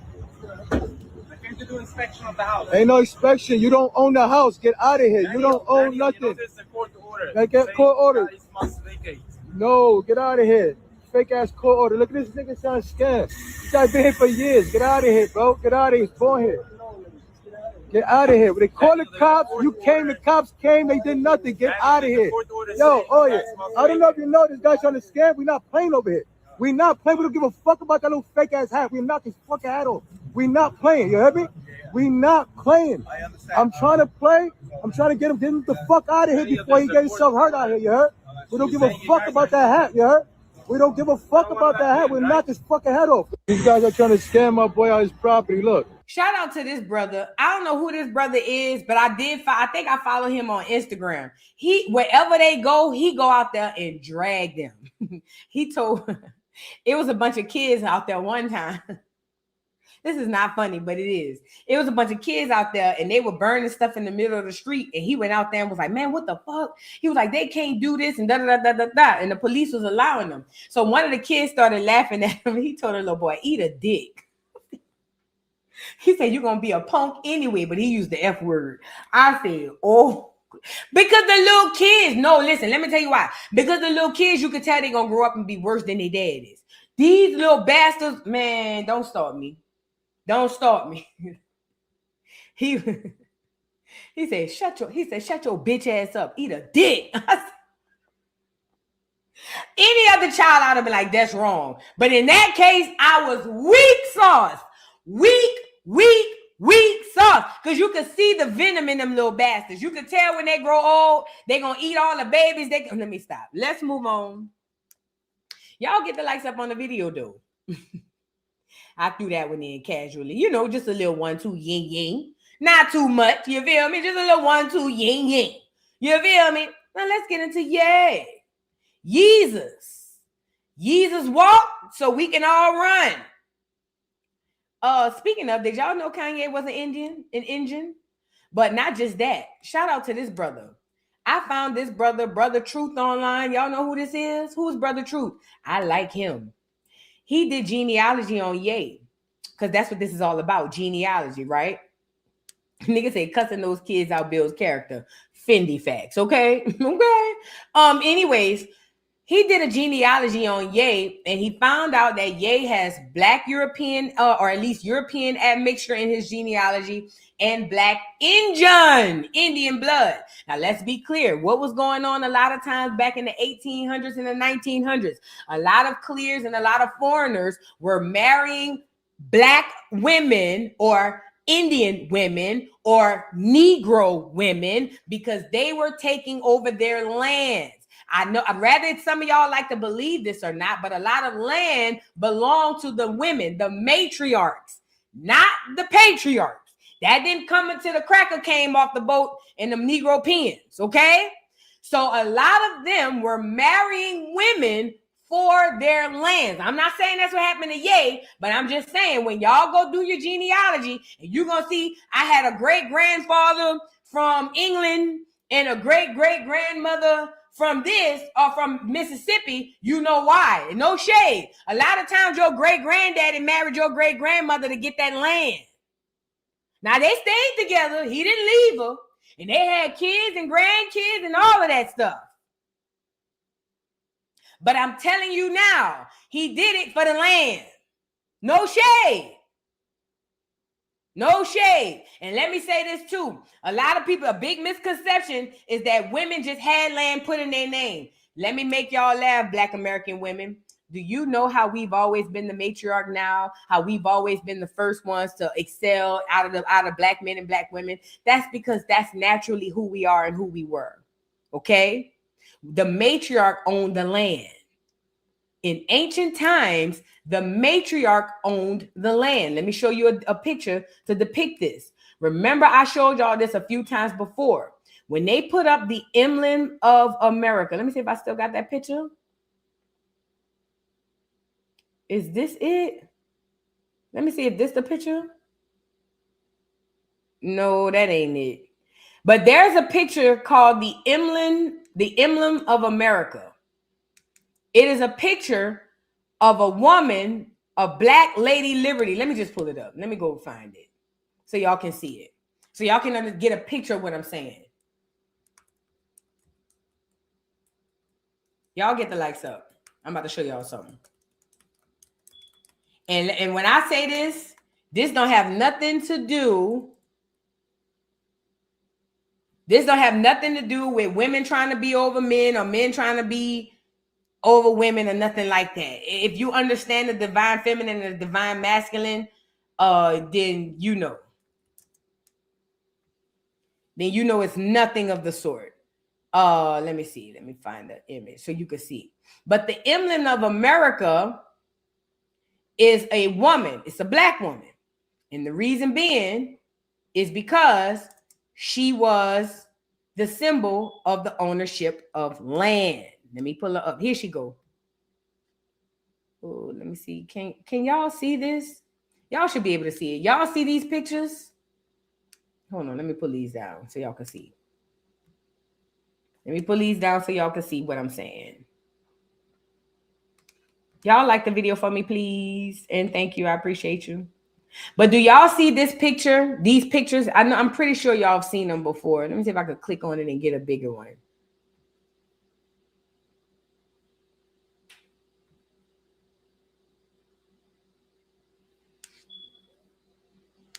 Hold on. Here you go. You can see it better here. All right. The reason why the emblem, is that how you say it? The emblem of America was not only that of a black person, but of a black woman is because the matriarch was really the true owner of the land. Now, we didn't compromise masculinity for it. It wasn't a way of women running shit. It wasn't no the homie tribe shit. It wasn't nothing like that because the divine feminine understands the role and the protection and the need for the divine masculine. You get it? It's no different from having a matriarch right now. Just because Big Mama is the go-to person don't mean we don't love Granddaddy the same. Don't mean Granddaddy ain't gonna jump out the window for us. You get it? It's no different from having a Big Mama right now than back then. The divine feminine were the owners of the land. So when they talked about the emblem or the representation of what America was, it was the woman or the black woman or the Indian or the Indian woman. Okay, that's what this is all about. So when the enemy came in and they wanted to implement this new whole bit with patriarchy, then it had to literally take the divine feminine away from her throne and put the men in charge. And of course, the men were here for it. I mean, why wouldn't they? You know what I'm saying? But that's a whole other story. That's a whole other story. I'm saying all that to say, in Kanye's genealogy, the brother found that he has a paternal bloodline to England and a maternal bloodline right here to America. This is why I tell Black Americans too, when you do your genealogy, please start with your mother. Start with your mother. Do not start your genealogy on your father. If you have, it's cool. But it is imperative that you start with your mother's line. If you want to know why, think of the old saying, mama's babies, daddy's maybes. Start with your mama. Now let's get into this brother Truth Online. Talk about Kanye's genealogy. Y'all get the lights up. Know your tribe. We're going to feature the good brother, Kanye West. As we see here in Exhibit A, we have Kanye's maternal family side. His grandmother's name is Lucille, and above that, it is Beulah. All right? Just like we, have some grandmothers named Imogene, Annie Mae. So when we're speaking in retrospect of genealogy, it's always important that we start with the maternal side and with the great grandmother. So for Kanye, we will look up more about Beulah. Now, interestingly, I didn't have to do too much research on her because it was already there for me. Look, it says when Beulah Jones, Kanye's great grandmother, was born on August the 1st, 1897 in Oklahoma, right? Her father, Robert Eccles, was 31 and her mother was 22. Then you see, it comes down and says she lived in Chickasaw Nation Reservation. So we don't even have to ask if the good brother Kanye is an American Indian descendant. His own people even live directly on. Ooh, somebody said, I thought he was a descendant of the freedmen in America. I'm glad you asked that, because the freedmen are the Indians. What do you know? So just in case somebody don't understand, I know we've heard about the Freedmen's Bureau or the freedmen. The freedmen are the blacks who were never slaves. The freedmen are the ones who used to be slaves. And then you had the slaves, right? What you don't understand, and I need y'all to get, is the freedmen and the freedmen is the Indian. Just like I told y'all, black is red and red is black. The freedmen and the freedmen is the Indian. It's just a different status and a different name. That's it. It's no different from why my birth certificate say African American and my mama say Negro. We still the same people. It's just a different classification. So yes, the freedman is the Indian. FYI. On a reservation for Chickasaw Indians. So he was a registered one at that. Kanye literally has a story similar to Sarah Rector. I'm sure his family has all kind of land and probably oil down there that they have claims to, that they can actually gain back power and control over. It says his last name, West, comes from Anglo-Saxon culture, right? And Devonshire in England. Now, this is important because that's his surname history and he has his mother's history. So his maternal land is American and it's Chickasaw, and his father's land paternally comes from Anglo-Saxon. So remember, go back to what I told y'all. If the land belonged to the women or the matriarchs, and the men came from other places to own the land, because remember, the laws were changing. It went from women owning the land by law, to when they came in with the United States, they literally changed it to say now only men can own land. So these men were coming in from all over, marrying these women, because per law, she could not own her own land. Okay, so some of them were juking these women out of their land and coming marrying them to steal it. No shade. But some of them were doing it because they understood the law and how it worked. So this is why I tell you to do your genealogy. Start with your maternal bloodline, is because number one, that's where a lot of your land ownership, when you get back further enough, that's where a lot of your land ownership is, on the maternal side. Okay. But you're going to find some paternally and maternally in the midst of this genealogy. But what I'm saying is, you're going to find mostly I'm saying do your mother's side first. Do mama's side first. It's going to benefit you. Some of y'all, it might not. But I'm telling you, do the mama side first. It's going to work. And the English heritage. And this, my friends, is why it's important to know your tribal heritage and genealogy. All right. If you need help with getting yours done, go ahead and comment tribal down below. We'll shoot you a free webinar link. You can go ahead and sign up and get yours for 50% off. And on today's version. All right. This is the brother Truth online. If y'all want to go follow him to see what he got, his name is Brother Truth Online. I seen him on Instagram. I immediately followed him when I saw he posted Ye's genealogy, because this is an example of what it looks like when you do your genealogy. But what we know so far is Ye has a maternal link directly right here and a paternal link directed to England. Now, let me make y'all laugh. Did you guys know that we are the people who went and made England, right? If you go back further in history, or far enough in history, what you will find, remember I told y'all the story of Adam and Eve wasn't about one man and one woman. Remember I told y'all the Most High made that story about a nation of people, his chosen people, us.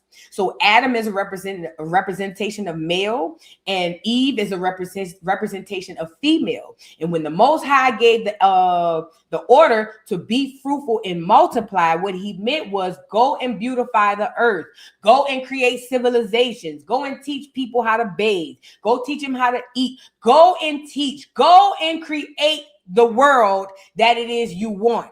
So what people don't realize is a lot of the world's influence still comes from us.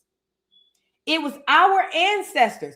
It was us. It wasn't some random Moors in Africa. It was us who was going all over the world doing a lot of that stuff, okay?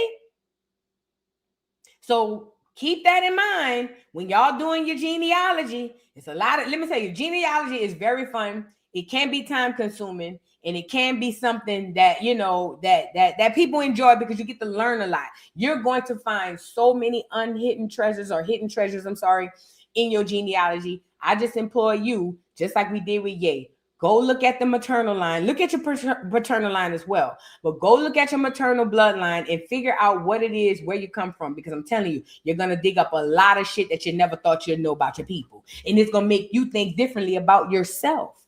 A lot of the reason why we don't think highly of ourselves because we don't know where we come from. All we know about where we come from is we were slaves. We made soul food and hip hop out of it. And we got beat. That's all we know. That's why our mindsets are the way that they are. Genealogy is going to cause you to go in and see exactly who you are. And it's going to literally change your world around you. Okay. Now let's get into Kanye being taken off of the show.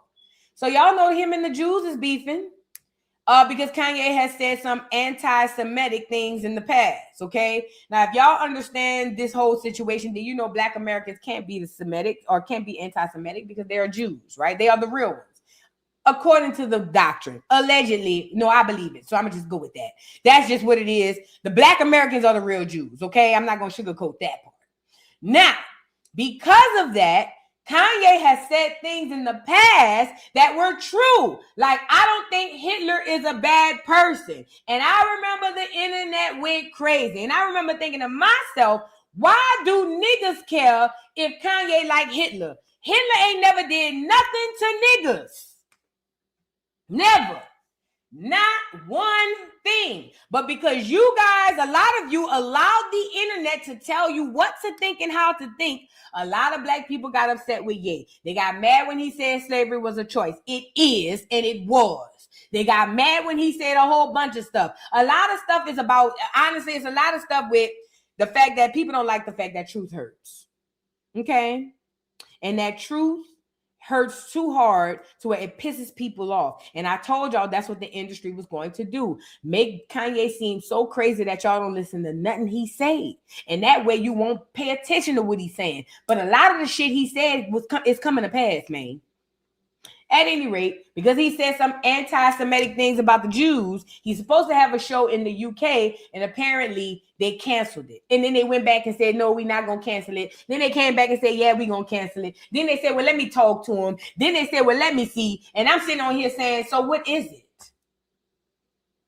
Empires rise and empires fall, ladies and gentlemen, boys and girls. And according to that book that y'all love so much, it said that they are going to make them people the footstools are the real people, right? So with that being said, could we be at the beginning of that? Absolutely. That's exactly where we are. And now at one point in the past where these people would have had Kanye hung at the stake at high noon, now they're debating back and forth on what they want to do because they understand that power shift. They completely understand the power shift. You got to keep in mind, because see, I told y'all the other day about this symbolism. Hold on. Let me show y'all something. I'm about to bust y'all head open right quick.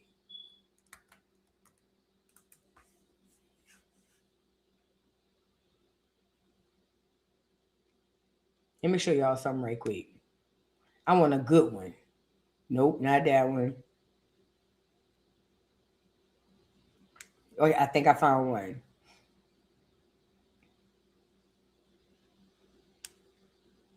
Oh.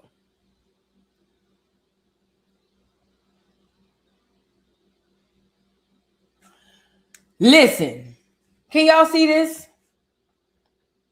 This is the very reason they turned Michael Jackson into a pasty white boy and gave him 3 clear babies. I need y'all to understand. We spoke about symbolism and we spoke about what it could possibly mean when Ye decided that he wants to stand on top of an actual globe and make it look like the Most High or some sort of light is shining down on him.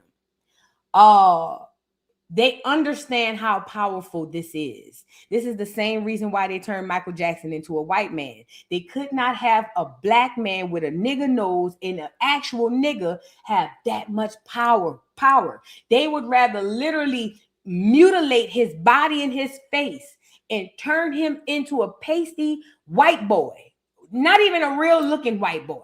They would rather turn him into a freak show than allow a dark-skinned, bell pepper nose, bushy head nigga be the face of that kind of power. You don't think when them people saw Ye doing this, you don't think that sparked that same type of OMG, what the F? You may not see it as a big deal. You may think, oh, it's just a concert. Oh, it's a dope concept. These people have ran Hollywood for over 100 years, specifically putting in millions and billions and trillions probably of dollars to control what you see. They understand how important this is. And if you ask me, when them orange juice people saw Ye standing on top of the world like this, they say, hell no. We can't have this nigga in the UK making the blacks out here think that they got some sort of power. I believe that they decided that they don't want that type of power displayed by a black American man. But they can't do nothing about that. This is biblical. This is written. There's nothing that these enemies could do about it, and you're going to see this. No matter how much they kick and scream, there's nothing that they can do about it because this is prophecy. It is time for the last to be first and the first to be last. It is time for the Most High's chosen people to take their rightful places at the throne. This symbolism is going to happen because it has to happen because it is prophetic by the Most High. There's nothing they can do about it. Okay, cancel the one in the UK. Then he'll go do it somewhere else. You cannot get in the way of what is going to happen because it has to happen. So they're going to say, oh, it's Kanye's anti-Semitic comments. Bullshit. They done still work with him after that. That's not what none of this is about. Literally none of this is about his anti-Semitic remarks. Because if that was the case, they would have been got him up out the paint. This is about an exertion and an image of power that we've never had. We ain't never seen no nigga standing on top of no world. We've heard them rap about it. We even heard a few of them sing about it. We ain't never seen no shit like this. You know what this does to a kid who go online, who still got the innocence to dream? I'm talking about a little black American kid who goes online with the same innocent mind to dream. You know what that make that kid think when he get older, what he could do? This is why Hollywood spends so much money and time to control your imagery, ladies and gentlemen, boys and girls. They understand how important that this is. And this was too much for them people to bear. This could be an awakening for a whole bunch of youths and even some adults that could literally catapult some shit that they not ready for. You want to know why they trying to cancel him and uncancel him? They want to cancel him because they can't have this. But they really want to cancel him. And the reason why they're canceling and uncanceling him is because they're trying to find a way to do that. They do what they can't do. You're not going to be able to be God. There's nothing they can do about it. Their reign at the top is over. It's done. It's a wrap. Finito. What you're going to see now is a gradual shift. Their reign at the top is over. So that's why them folks mad. In my opinion, I'm a conspiracy theorist, though. Don't pay me no mind. I just be talking conspiracies. You know? Shut up, close your ears, but keep listening. Okay? Now, back to Ye. So Ye did the concert. Everybody's talking about it. This is some global news. Ain't nobody never nowhere ever did nothing like this. So now he has a show coming up in the UK, and these people are trying to say that they want to block his show because they say he's anti-Semitic. Let's get into it. It says, as a result of Home Office banning Ye from entertaining the UK, Wireless Festival has been forced to cancel. All ticket holders will receive an automatic full refund. It says Wireless Festival is officially canceled after UK government blocks Kanye West's entry. It says after major brands withdrew their sponsorship in the UK, denied Kanye West entry into their country, the wireless festival has been officially canceled. Now, this is 4 hours ago. It says in the statement, Wireless said, as a result of the Home Office banning Ye from entering the UK, Wireless Festival has been forced to cancel. All ticket holders will receive an automatic full refund. Ye applied to travel to the UK via an electronic travel authorization on Monday, but his application was blocked by officials. A spokesperson for the festival also told The Guardian. So, okay, he got a show coming up. Mind you, they haven't forgot this. Never forget. They ain't gonna forget it, and they ain't never forgot it, okay? So mind you, they haven't forgot this. They got a show coming up, and they said, you think we gonna let this nigga, because I want y'all to know how they talk. They said, you think we gonna let this nigga come stand on top of the world by these blacks? And this is no shade. Shout out to my UK blacks, but y'all are very docile. No shade.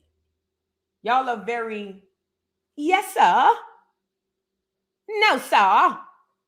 Would you like a bite of my great poupon? You know what I mean? Y'all don't even have no bass in your voice. So they don't want no nigga coming over there riling y'all up. Some of y'all might tap back into your Caribbean ancestry. Some of y'all might tap back into your African ancestry and start wigging out. They can't have Ye coming over there standing on top of the world encouraging the niggas, or not niggas, the blacks over there. So that's why they're canceling it. This is very important. You need to understand how important symbolism and imagery is. That's part of the witchcraft to keep us in a subservient state of mind, in a slave state. Because of the imagery and witchcraft we have been shown. This is what they do. Now, I saw this other article. Hold on. Here's another article. So they went back and forth. We gonna cancel it. We not gonna cancel it. We gonna cancel it. We gonna talk about it. We gonna talk about it. It's time to cancel it. It was something back and forth every day. All right, let me get into this back and forth. Sorry. This back and forth of the British Jews, okay? It says, board of British Jews agree to sit down with Kanye, but only if he doesn't perform at Wireless Fest this year. His latest album includes a track titled Gas Chambers. Bullshit. That's not why they don't want Ye to perform. I just showed you why they don't want Ye to perform. This has nothing to do with the song. This has nothing to do with none of that. Because if they really felt some type of way, they wouldn't even back the project. This is lies. But they're going to tell you that that's why, it's to get your energy to back them. Right? Because they got some weird ass niggas running around here. Oh my God, it's anti-Semitic. Shut your black ass up, nigga. The fuck you know about anti? Shut your black. I hate seeing a nigga running around here. Oh my God, it's so anti-Semitic. Oh my God, it's so. Shut your black ass up, nigga. The hell wrong with you? You don't even know what you defending. Shut your crazy ass up. Anyways, I was saying all that to say they don't give a damn about that song Gas Chambers. They can't have this. They can't have this. It says he also made a number of deeply offensive comments. They just gonna go pulling shit. He made a number of deeply offensive comments about the black community. Why do the Jews care about what he said about us? Saying that 400 years of experienced slavery was like a choice. This is an energy grab. This is an energy grab. This is an energy grab. These Jews want you on the bandwagon to supply your energy to say, yeah, cancel, yay, yeah. Because you, listen, Black America, you did a great job. Every time in the past when they told you Ye was crazy, Black America did a great job of giving that enemy their energy to cancel and do Ye dirty. And I'm not by no means saying that Ye is perfect or that he's without sin. What I'm telling you is what they're doing is gaslighting. They're trying to provoke you to feel some type of way because they need your energy behind it. Why? Because they don't give a damn about Ye saying anything to us. They could care less about what Ye said to another nigga. They could care less. They need you on board, so they got to add that on. Oh yeah, Black America. Remember he said y'all slaves was a choice. It says even while claiming remorse today, his latest album includes a track first released last year with the abhorrent title Gas Chambers. The Jewish community will want to see a genuine remorse. Girl, shut up, boo. You gonna get in trouble, girl. Thank you, Lord, for bridling my tongue, girl. Girl, I thank God. Where was I? The Jewish community will want to see a genuine remorse and change before believing the appropriate place to test his sincerity is on the main stage at the Wireless Festival. It says, as such, we are willing to meet Kanye West as part of the journey of healing, but only after he agrees not to play the Wireless Festival this year. You be a fool if you think they give a damn about that song, or if you think they give a damn. Listen to me and listen to me good. You be a new age fool if you believe them folks give a damn about that song, or if you believe them folks gave a damn about none of that other ugly ass shit they talking about. Yes, they want him to bow down, kiss the ring. I'm sorry, Mr. Jew. Sorry. They want him because when he does that, that energy goes out into the universe and it keeps them at the top. So they want Ye because remember, they make these celebrities so they can do just this. That's why they give them the money and hold it over their head. You better go apologize before I take your money back. You get it? It's not about the song. It's about the importance of what it is you're seeing and witnessing. Even if you consciously don't understand it, your subconscious is waving in excitement. You not used to seeing no nigga. I don't give a damn if he a crazy nigga. I don't give a damn if he a ignorant nigga. You are not used to, in this lifetime or any other, you have never seen a black man in any capacity standing on top of the world. Not in a music video, not in CGI, not in AI, not none of it. This is the first time you ever seen some shit like this. This is going to awaken your psyche and your soul like insane. They can't have this. You get it? They can't keep having this repeat. But again, it's God's side and the other side. There's nothing they could do about this. This is prophecy. There's nothing they can do about this. And a lot of y'all might feel like Kanye ain't got nobody. God ain't going to use Kanye. Shut your old ass up too, because I'm pretty sure you're old saying something like that. Just, you know what bothers me? Like I say, all of the Bible characters are ex-prostitutes, ex-drug dealers, ex-murderers, ex-this, ex-that. But in today's society, y'all can't fathom God using one of these niggas. Y'all is different. With that being said, the reason why they want to shut Kanye down is to shut down the symbolism, because they understand what that is going to do generationally to us in a good way, and they can't have it. But there's nothing they're going to be able to do about it. Let's move on. Let's move on. Y'all got to start looking deeper beyond the surface. And let me say this too, because I told y'all this as well. We got to get into Offset. I told y'all this as well.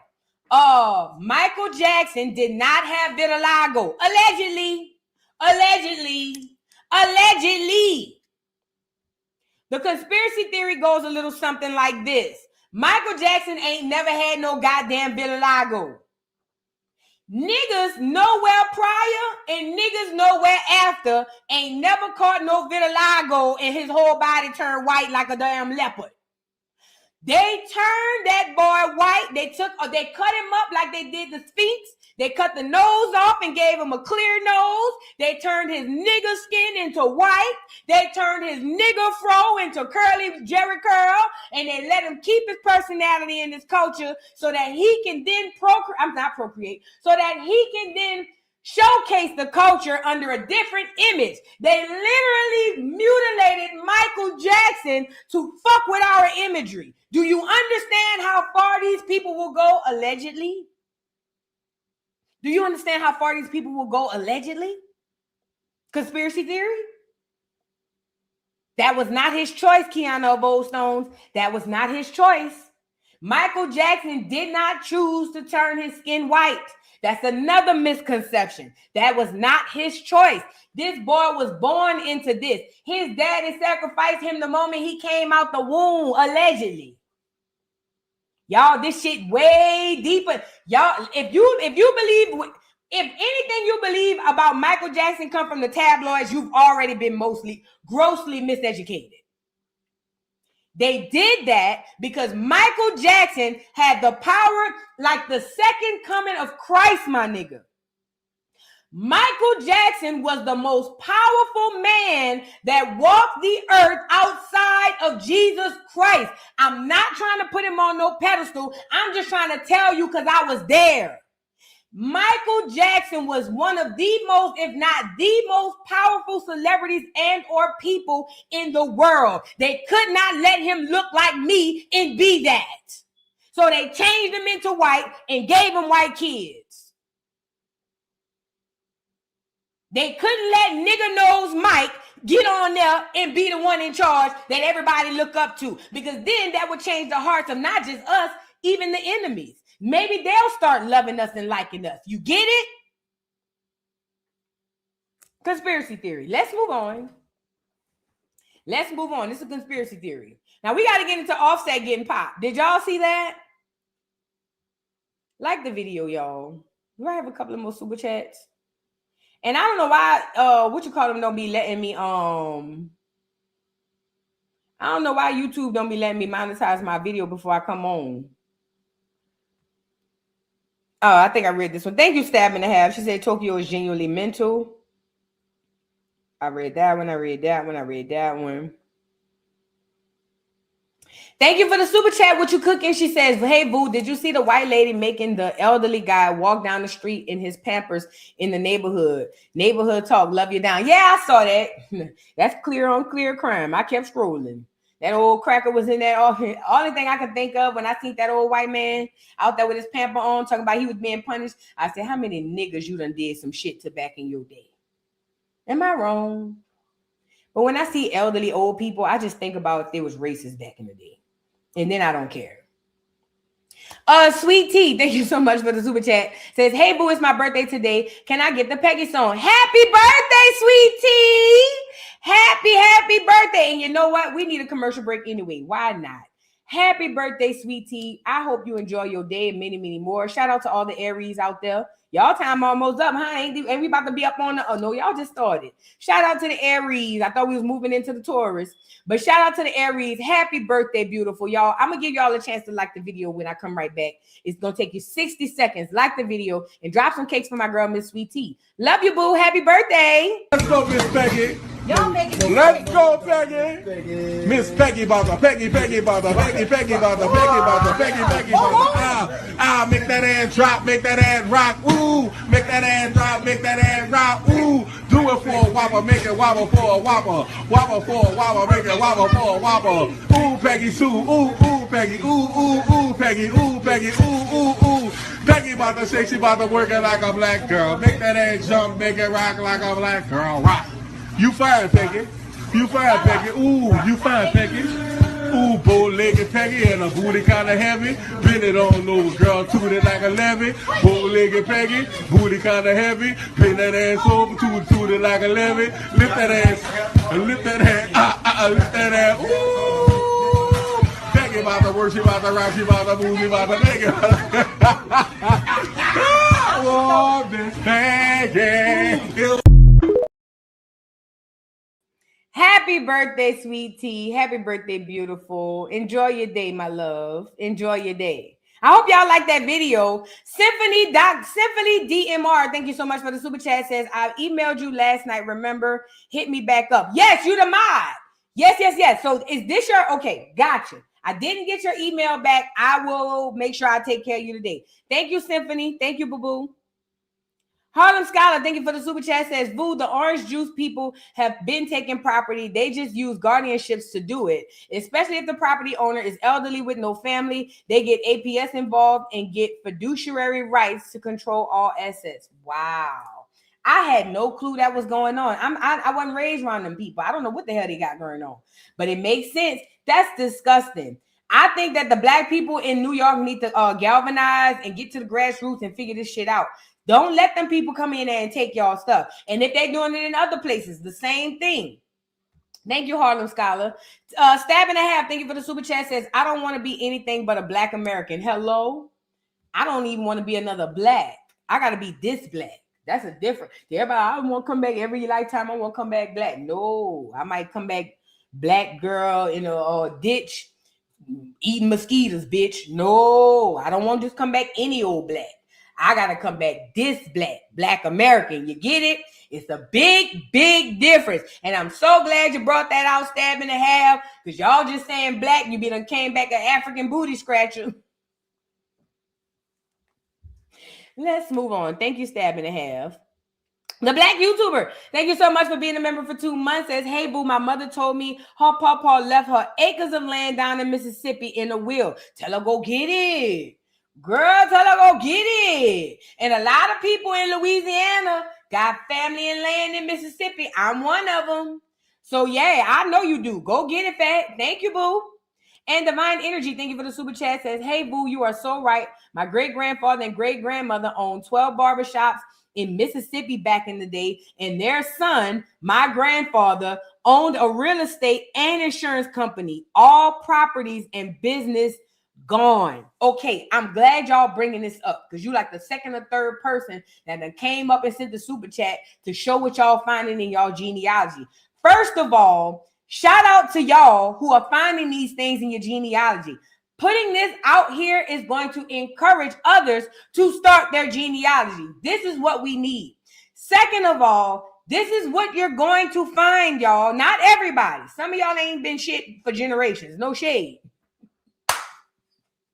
Not a lot of y'all, but some of y'all ain't been shit for generations. I got to say that part. And maybe you the generational curse breaker and you going to start it off. I don't know. That's between you, God, and the ancestors.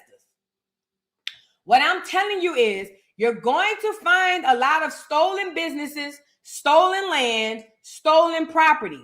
When you find that, you have the right to go down to these local courts, these local city halls, these local, all of these places and get this stuff back.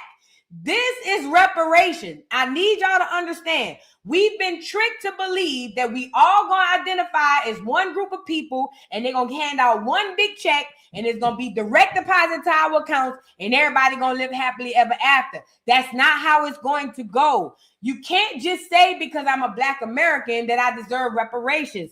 You have to have documentation. That's genealogy. So when you go through your genealogy and you go to start to pulling, let's say one by one, we start doing genealogy, right?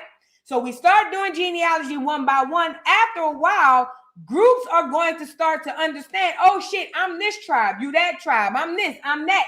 And we can then come together with all of our paperwork and go down and say, hey, you owe us. And there's not up for discussion because look, paperwork. Does that make sense? So the steps to get the genealogy starts with the step to get the reparations starts with the genealogy. Start your genealogy. Please, I'm begging you, Black America, start your genealogy. I'm begging you. Now let's move on. Oh, I think I had one or two more. Did I have? I got to move on, y'all. And thank you so much for sharing that with us. CJ, hold to see you. Thank you so much for the super chat. Says my white manager assaulted me at work. They won't fire her. It's on camera. She is so cruel to me. I have no family. I need my job. I'm wondering life is worth it. I should jump off the porch. It's better than this. Well, why would you send me $20 to tell me that?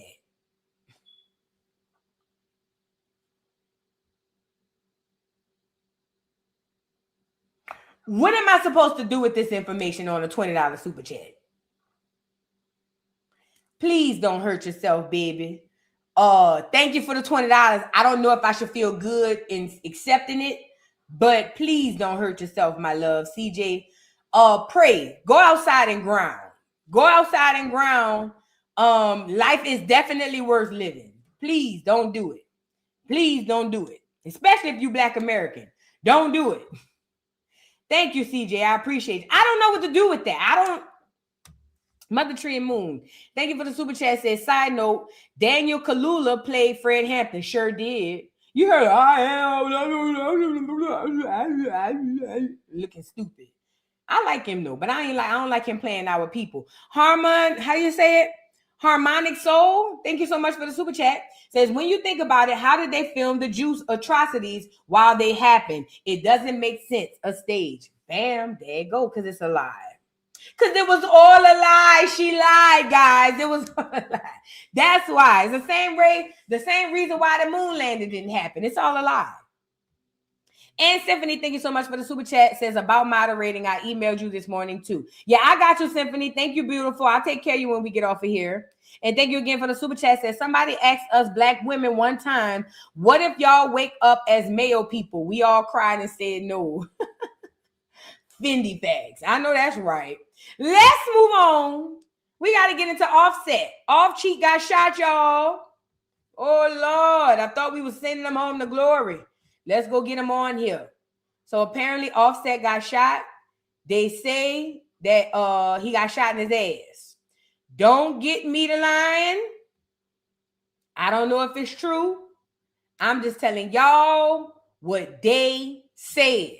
Okay? Hold on. Let's get into Offset and his battle with life. So first of all, let's start here. Offset spends his days and nights at the casino.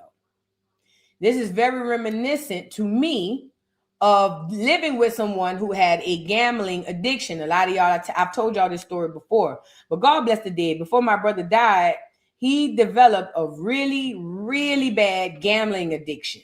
And it was then and only then that I realized that gambling is just as addictive and can be just as bad as goddamn crack. Because people really go to get that high off the gambling the same way they would go get high off of any type of drug, okay? So one thing I noticed with Offset is this nigga stayed in the casino. Everybody who's gone viral for either trying to get a hug or talk to him, they always see him at the casino. And I said to myself, this is very familiar. He has a problem. And I know what it looked like because I remember when my brother had the problem. My brother, let me tell you something. This is a real story. He gone, so I don't think he care if I tell y'all. My brother used to sell drugs, a very successful drug dealer. Do you know that my brother had got gambling down so bad to where he was selling drugs just to go gamble? He had gotten in a hole with his plug. And because he had done business with his plug so long, he had owed money in drugs to the plug. The nigga owed money to the drug dealer because he was selling drugs to gamble. I need y'all to understand how hard and how heavy a gambling addiction can be. If you've never been around somebody with a gambling addiction, then you have no clue. And I don't mean somebody who just running in and out the casino. I mean somebody who literally have an addiction. That's what I'm getting off of Offset. He been in the damn casino every single day. A lot of people might feel like, well, why not just get security? That sounds good. But when you go to the casino every single day, you literally can't afford it. So that's why every time you see Offset by himself, he's at a casino because he's always there. He lives in the casino the same way my brother lived in the casino. I know what I'm looking at. I literally know what I'm looking at. The nigga got a problem. So every time he out there, he gonna get caught down bad because he got a problem. Okay? Now, apparently he went to the casino. His artist Lil Tjay and him had words, and apparently he got shot. Now the people are claiming that he got shot in his ass. I don't know if that's true or not, so don't get me the line. However, the people are saying that he did get shot, and there is footage going around the internet of him basically on the ground squirming and scrambling and scraping for his life. We're gonna get into a little bit of that footage here, but I need y'all to understand. Come over here. Come over to Twitter. I need y'all to understand what you're looking at. The reason why Offset keep getting screwed over is because he's too busy addicted to that damn gambling demon, and he can't shake it. And because of that, just like crack, just like alcohol, just like meth or any other drug, you put yourself in harm's way without thinking, because all you care about is chasing the high. And for Offset, the high is the casino, as my grandma called it, the casino. Okay? The high is the casino. So that's why he stay up in that bitch, okay? Now let's get into a little bit of footage of the night in question when Offset got shot allegedly by his artist Lil Tjay. They just shot a man. Gun violence. Here in the casino in Hard Rock. He's still going, he's still mad.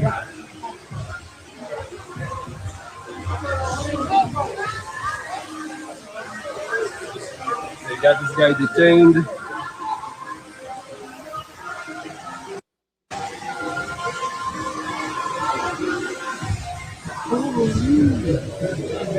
So this is the police. According to rumors, they say Offset was inside the foyer screaming for help because he was shot. Let's get into a article. I'm gonna go to AP. It says the rapper Offset, a former member of the influential hip-hop trio Migos, was shot outside a Florida casino and is in stable condition, a spokesperson said on Tuesday. Sorry. Offset, who was once married to Cardi B, was being treated at a hospital after Monday night shooting. The spokesperson said in a statement, although his exact condition was unknown, police said the injuries were not life-threatening. More than 3 years ago, Offset's cousin Takeoff, another member of the Migos, was shot and killed at a Houston bowling alley. It says Monday shooting followed a fight at the Seminole Hard Rock in Hollywood. The Seminole. Just north of Miami, police said officers detained 2 people. So that is, hold on, now there's more. His lawyer, Don M. Florio, told the Associated Press that Lil Tjay did not have a gun and was not charged with any weapons or gun-related crimes. She said he paid his bond and was released Tuesday afternoon. The 24-year-old rapper is a stalwart of New York's South Bronx scene and celebrated for his singing, rapping, and pop hip-hop style delivered atop drill beats. He trying to be a fake-ass Mo3 or something? I ain't never heard his music. While police said one person sustained injuries at a valet area outside the casino, they did not identify the victim. This Lil Tjay nigga supposed to be a fake-ass Mo3? What that mean he's singing and hip-hopping over the beat? You know you New York niggas be on some... Is he a black American? I'm going too far. The point is, he got shot, okay? He got shot being in the wrong place at the wrong time. And the wrong place is obviously a place he loves. That is what we know to be the casino, okay? Now, there have been rumors that his artist, Lil Tjay, was the one who shot him, and that there was a confrontation about that in the let's get into this from Seti Nash. On camera, bro. Hey man, this fool Lil Tjay that shot this nigga goddamn Offset in the ass, bro. Offset was whooping Lil Tjay at the goddamn Hard Rock, and then what turned around, bro? Hey, he walked off and Tjay pulled a whole move and dove in him and shot him in the cheeks. That's why he's sitting in the back of the squad car right now. That's the breaking news. They just shot a man. Gun violence. Here in the casino in Hard Rock. He's still going, he's still mad.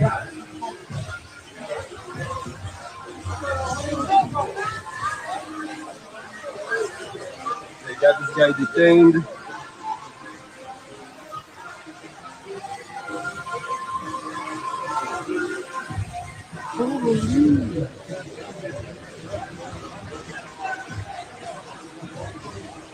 Shot a guy. The guy they shot. Oh my god.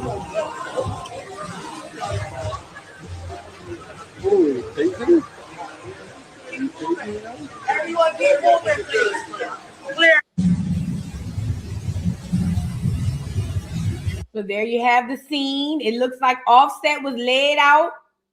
It looked like Offset was laid out on the ground. Look, see, look like Offset on the ground, and that must be the boy, Lil Tjay. I don't know, but Offset is on the ground, shot in the ass, allegedly, according to the boy, Steady Nash. I don't know how true that is.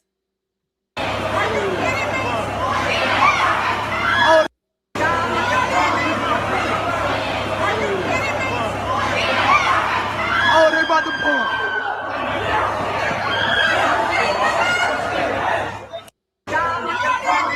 Now, I don't know who this is. I don't know who these people is. Footage has leaked of Lil Tjay's team and Offset team fighting at the Hard Rock Casino. Okay, they say that's Lil Tjay now versus Off Cheat. Allegedly. Let's get into act. And police at this time, they're working to try to figure out what led to what happened. A lot of things to get to. We don't know the current status of both rappers at this moment. It's been reported that it's a leg shot when it comes to Offset.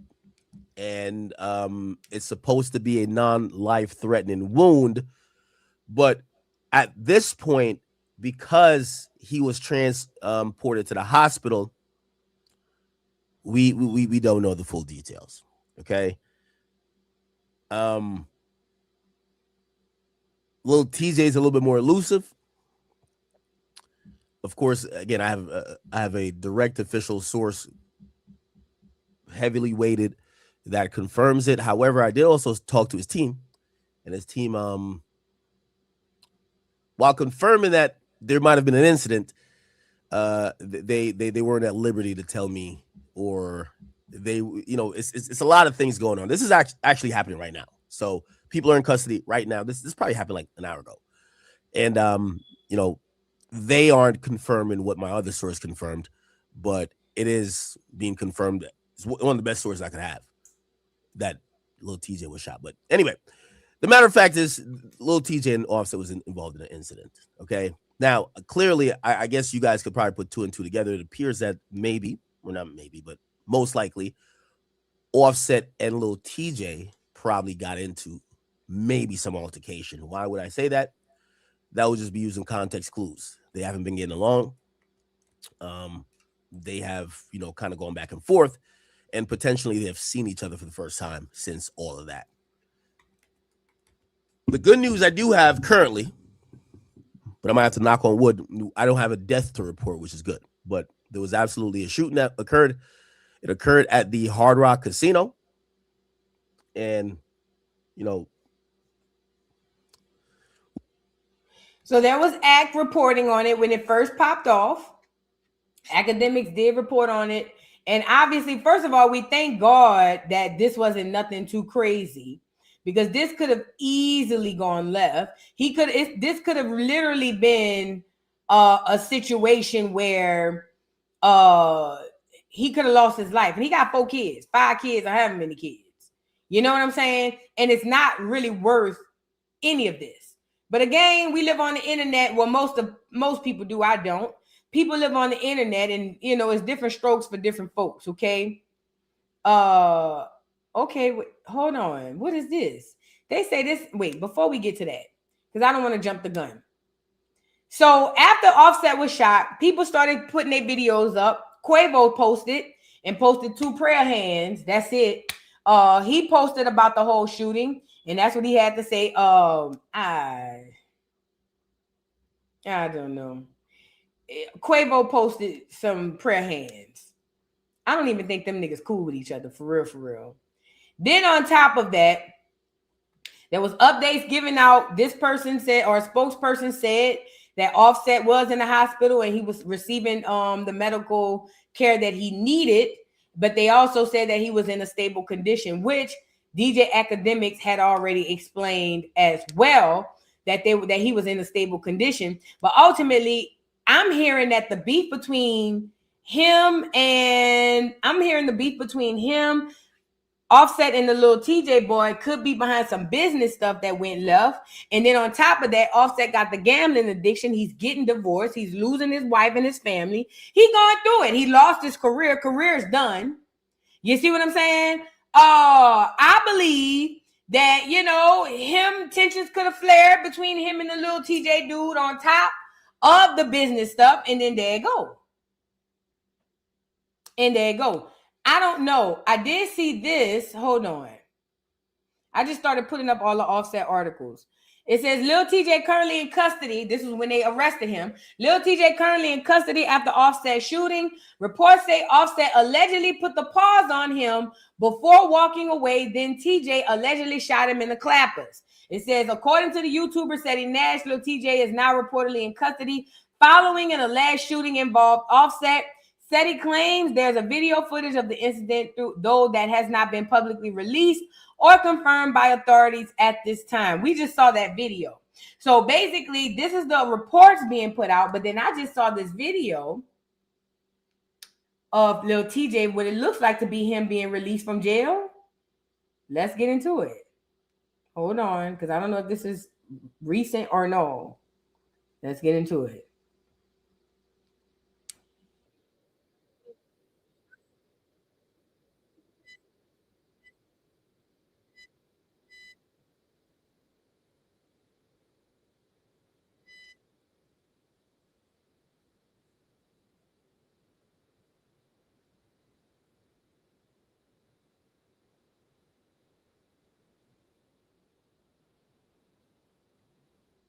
Feel fake, man. Why would he be talking to the press after getting out of jail like this?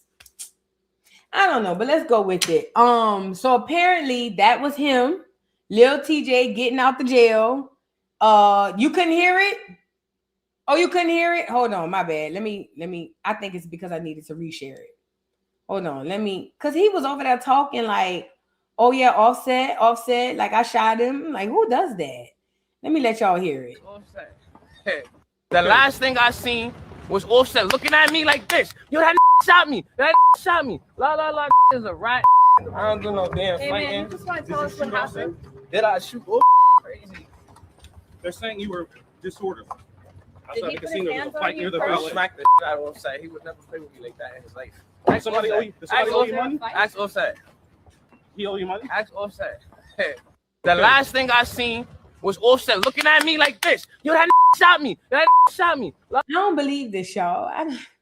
It just seemed fake. Anyways, I just don't see why he would be coming out of the courtroom or out of the prison being so loose with his speech. But then again, these children is crazy. So maybe he just that slow. I don't know. But what the entire F is going on? Then I saw Cardi. She said something, but hell, what she said, she was really on somebody stole some shit from her. She acting like ain't nothing going on. Hold on, let me see.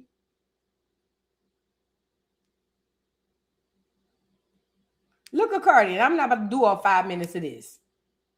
I'll say about 2-3 weeks ago, I noticed that like 2 weeks ago, I'm gonna say about 2 weeks ago, my credit card was missing, which is funny because I don't know if I don't know because I always have it in my purse and everything. But either way, these people, I never seen these people before, so it's like whatever. So let me tell y'all something about me. Y'all know Cardi B don't fucking play about that bread. You know I don't play about my money, right?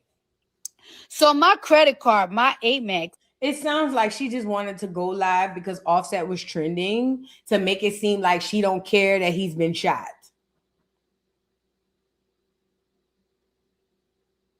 How retarded. If this is a live stream or a video that she did after the news broke, then that would mean that you that slow and stupid to where you want so much attention, you just decided to go live and start saying anything. Go lay. You got 4 kids. There's so much you could be doing. I'm pretty sure culture, collections, creations, and couture would love to have spent some quality time with you. You got so much you could be doing, but you on the internet talking about bullshit. I know them churn around there raising themselves. I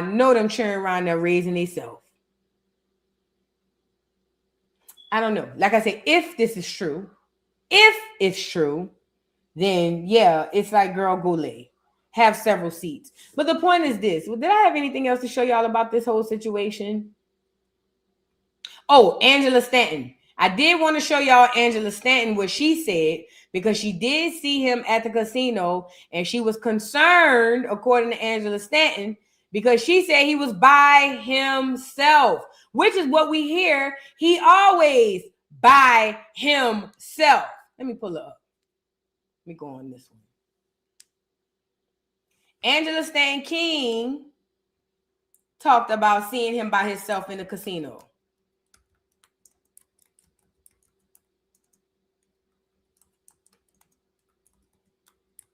And I told y'all he be in there by himself. Plus, when people gambling, they don't be wanting a whole bunch of people around them. I know. People who gamble don't like a whole bunch of people around them. So I know he be in that bitch by himself. You see what I'm saying? Hold on. I think Tasha K shared it because I can't find it over here. Let me see. Did I share it over here? Yeah, let me go on Tasha K page. She shared it.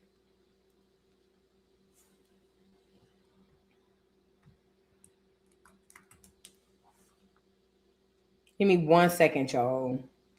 I didn't realize Tasha got 2 Instagrams. Where that Angela Stanton King video she had? Offset. Da, da, da, da, da, da. All right, y'all come over here with me then, since y'all can see too. This is all the stuff Tasha K got on her channel. Oh, I just realized it. Tasha K rolling this bitch out because that's Cardi ex-husband. Got it. Go ahead, girl. All right. It says he denies the viral shooting. Burna Boy, Lil Tjay. We just saw that. Here go the picture. Supposed to be a picture of Offset outside the doggone hospital, y'all. They said it's the picture. Now, if he got shot in his ass, he sure sitting on it pretty good. I don't know. They say this Offset outside the hospital, getting some fresh airs. Look at him. Can't wait to get back to that casino, to that crap table. The blackjack got him itching. He can't wait. Look at him. Can't wait to sit down at that poker table. Why they got my boy stressed out, man?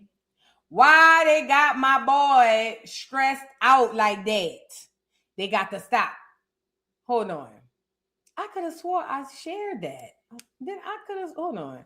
Because I really want to show y'all the video from Angela Stanton King where she was talking about how she saw him by himself. And he was in there looking crazy.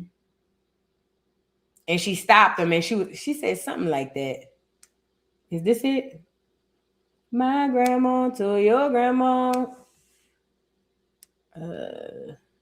Sitting by the bayou. My grandma to your grandma. I got an aunt that's on fire. Talking about hot boys. I done went to Jubilee. Hold on. Let me look for the what did Angela Stanton King video at? Either way, I can't find it. And for sake of time, I'm not about to lose myself over it. Angela Stanton King spoke about how she saw him right before all of this popped off, and he was by himself. She said that it's getting hard. It's horrible that he keep running outside in these streets by himself because it's dangerous. And it is. You know what I'm saying? Here you go. There she go. One that comes back, you know, to the middle and starts to think on common sense, right? On common sense when it comes to everything, which is why I'm now, you know, independent and in the middle, because I want to be more solution based, right? I don't want to be a part of the problem. I want to be a part of the solution. No, this ain't the one. Either way, she said she saw him there. I can't find the video and I'm not going to stress out about it. But she did say she saw him there and he was by himself. And I'm here to tell you the probably reason why he was by himself is because he's an addict. That's what people who are addicted to gambling do. And when I say addicted, I don't mean, even though going all the time is still a level of addiction, but they got people who literally need it. That's the level Offset is at, in my opinion. I'm not no doctor or nothing, though. But at any rate, he was shot, but he's doing all right. He's looking for a cigarette and a ride back to the casino. If anybody's going I-10 west or east, please stop by the hospital and pick up Off Cheat. He need a ride. Let's move on to the last of the educational piece of this. Now we done talked about the black. Let me go back. We've spoken about the immigrants coming over here, cosplaying and stealing. If you have not caught on to this yet, then you're slow as a turtle, okay? So if this is your first time hearing it, I'm going to help you out. The people, other melanated groups of people are coming here to America to steal, okay? They're stealing our culture, our language, our influence, our products. They're stealing everything that we have. Anything that they can get their hands on, they taking it, okay?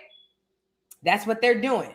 Now, the reason why you don't know this is because these people smile in your face. They say, oh, we're all black, we're all together, we're all the same, we should love each other. And honestly, if it was a snake, it would have bit you. Because you won't see that the person really is behind their back stealing from you, right? And I'm not saying that everybody in America is here. No, I am saying it. Because you ain't come over here for nothing else.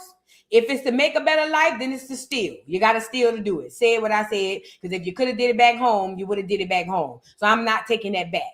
Everybody coming to America is coming to steal from the Americans, okay? Not the clear Americans. They don't have nothing to steal from. It's the black Americans. And I'm saying all that to say this. I remember I got duped. Because in the midst of me wanting to support black businesses, what I found was that this black company was actually not black at all. It was actually an African. And I know the ignorant person would say, shut your dumb ass up. An African is black. Yes, by skin color, an African is a black person. But when we talk about culturally, when we talking about identity, Africans do not identify as black. They only do it when they come to America while they over here cosplaying in your face. But nowhere else do Africans identify as black. They only come here to do it, to steal. And what they have done is literally become the face of black. And that in turn has caused them, or at least helped them, to steal and siphon our resources and energy. This is why I bought a bag. What was the name of the bag? It's a bag on Instagram, and it's supposed to be black owned, and it's got a black lady with an afro, and it says a Pisces was born in March, or this Pisces queen. And you think it's a black American. It's an African. It's Nigerians cosplaying under the umbrella of black. We spoke about this the other day when I told y'all Mike, aka Martin Luther King, bucked the niggas up to allow all these melanated immigrants in, and we thinking we gonna sing together in the old Negro spiritual of we shall overcome. Whole time they was coming in to steal everything we got. And this was a part of Mike's and the people who he worked for, allegedly, their design.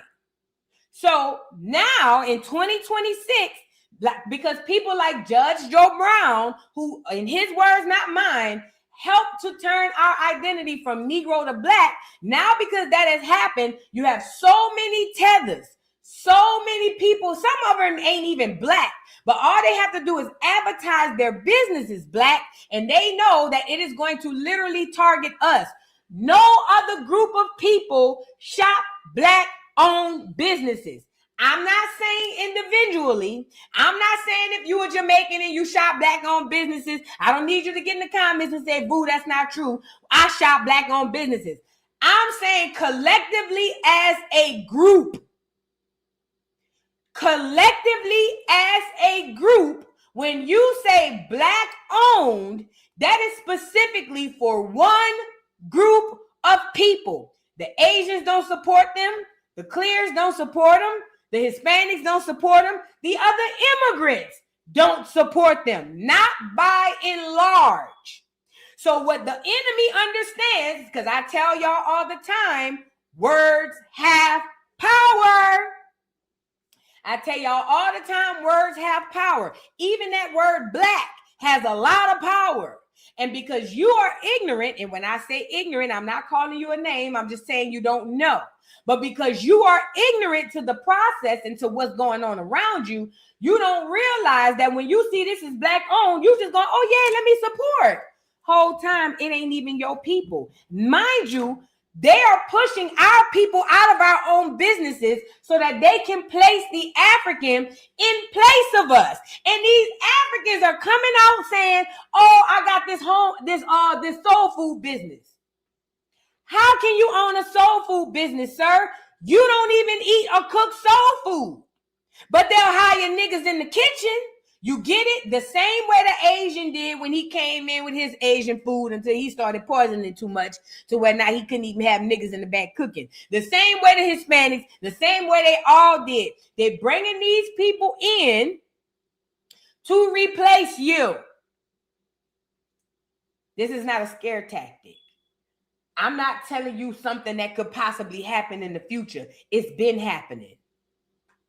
And they able to guide and slide under the guise of black. And this is the worst part. These tethers know exactly what they're doing.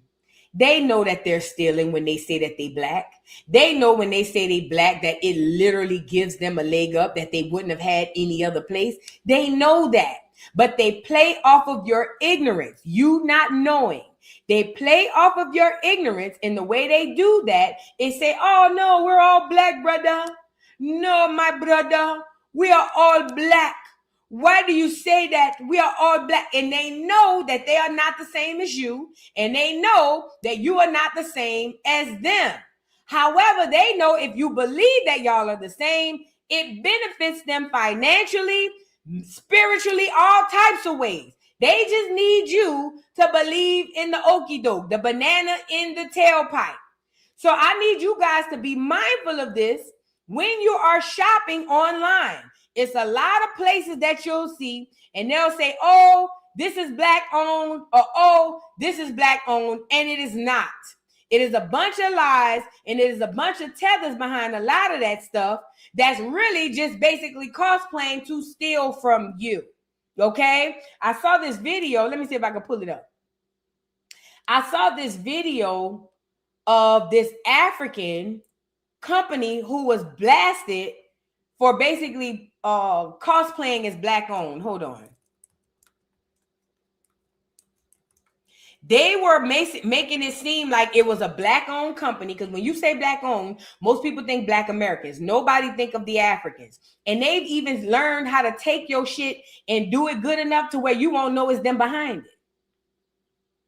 You got to know it. Hold on. If I can't find this video, I'm going to be mad. There was this video. I don't know if it was on, it may be on TikTok. Maybe I could look over there.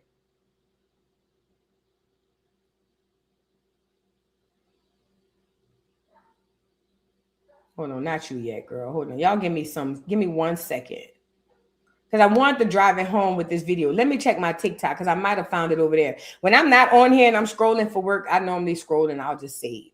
But there's a video of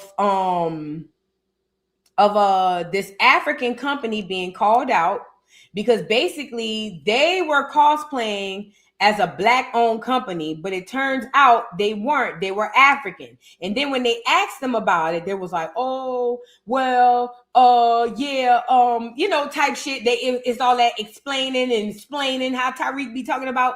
It was a lot of that. And that really shined the light to me, because I'm sitting here saying that's something that a lot of us don't even really think about. A lot of times we be supporting these quote unquote black owned businesses, and they not even our businesses. They belong to these Africans. Hold on.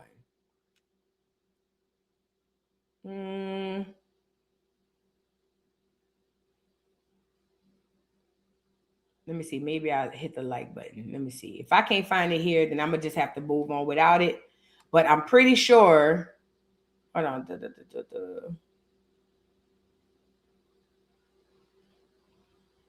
Damn it. I cannot find this. Let me try to search one more place. Then after that, I'm gonna call it quits because we had 3 hours. Good Lord. I got it. 3 hours? This is too much. Seemed too much. Hold on. Matter of fact, I know how to do it.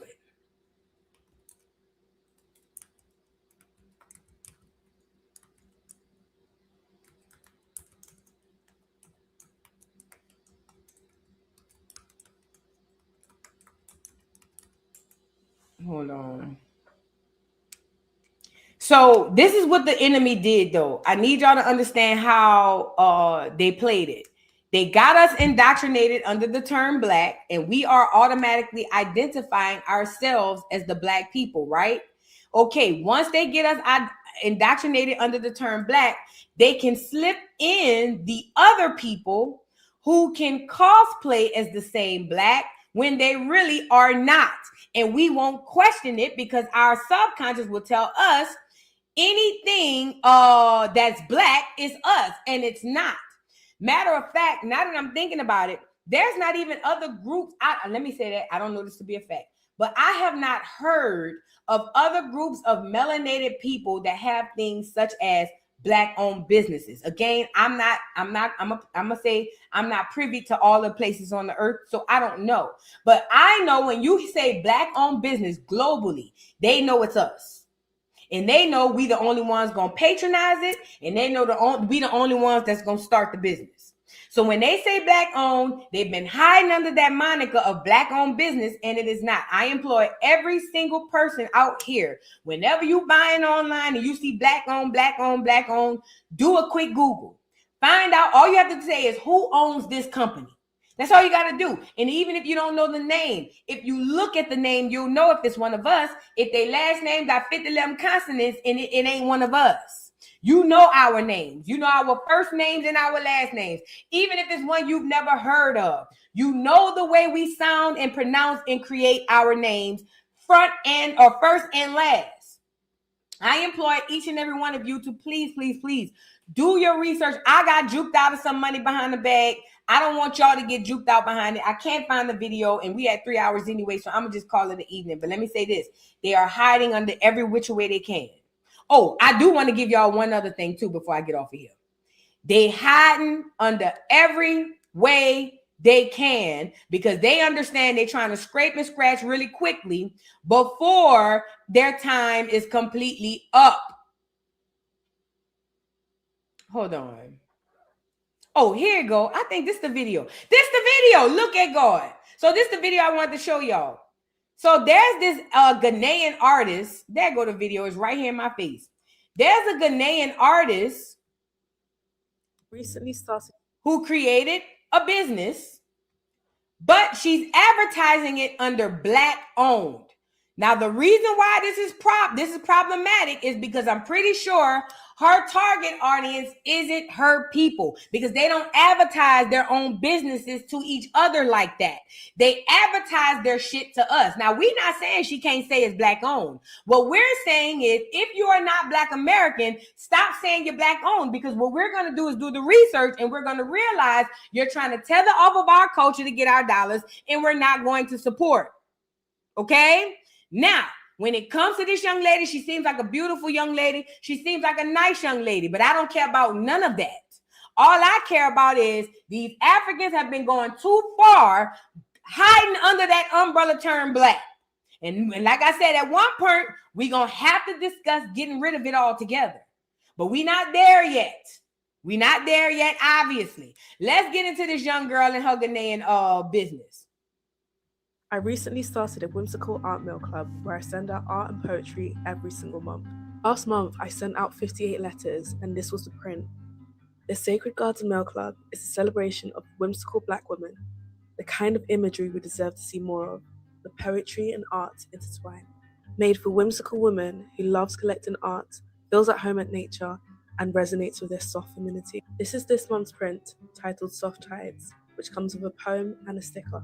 You have until the 25th of April to join for this month's print. See you at the Sacred Garden. She has a good product. I like her product. My problem is she's advertising it as a Black-owned business. And y'all might sit up here. Look what she says. I'm a Black woman, created monthly art mail for whimsical Black women. I hope it finds the right people. She know the people she looking for. It ain't the ones who look and talk like her. Beautiful young lady. Nothing against her personally, but this is business. This is what they do. They don't have a Black-owned section in the UK because she sounds like she got a London accent. So who's she selling this to? Genuine question. They don't have a Black. I haven't heard of one. I just left there. Somebody maybe could help me and educate me. I haven't heard of a Black-owned anything in the UK. So who else is she advertising her business to? And again, nothing wrong with it. I don't even have a problem with the young lady selling her stuff to us, but don't come in under false pretenses. You saying Black owned, you're not Black American. And when you say Black owned, you mean Black American. When you say Black culture, they're not talking about all the melanated people. They're talking about Black Americans. When they say anything Black, they're never talking about the whole of us. Never. Never. Not even in Africa. They don't even call them a whole bunch of Black people. Think about it. Think about it really quickly. They don't even call Africans Black. I'm talking about the clear people. Don't even call them Black. Not by and large. You'll never see a clear person say, look at this group of Black Africans. You'll never see it. They'll just say Africans. When they say Black, they're specifically talking to and about Black America. And what I found, shout out to the young lady, seems like she has a beautiful product. But what I found is a lot of you tethers are trying to sell your product to us, and you're trying to hide under our names and our titles to do it. We don't have problems supporting. Don't come on some hide and go seek, fugazi type of shit. Come as you are and say what it is. It's not a Black-owned business. It's a Ghanaian-owned business. And being an African is not being Black. Being a melanated Hispanic is not being Black. Yes, they have melanated skin, and yes, they may have some sort of the same experiences. But when we speak about Black in the context of what we know, we talking about Black America. And you know it, and we know it too. I'm not the rest of these people who will let you gaslight me and make it seem like I'm being anti this or I'm being this, that. I'm not going to let you play with me like that. I understand the play. And what I'm not going to let these foreigners do is come over here and hide under that umbrella term Black. We're not going to do it. We started it. It's ours. For now, we're going to keep it, and we're going to gatekeep it, okay? And if you want to support a Black-owned business, Babe is the new wave. Black Americans versus everybody, please get you a cab, okay?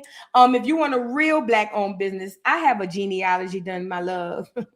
I'm real Black American, big engine blood running all through these veins. The link is at the top of the chat, voodoodolltvshop.com, if you would like to support a real Black business, okay? Anyways, Babe is the new wave. Black Americans versus everybody. That's the acronym for Babe. Black Americans versus everybody. All right.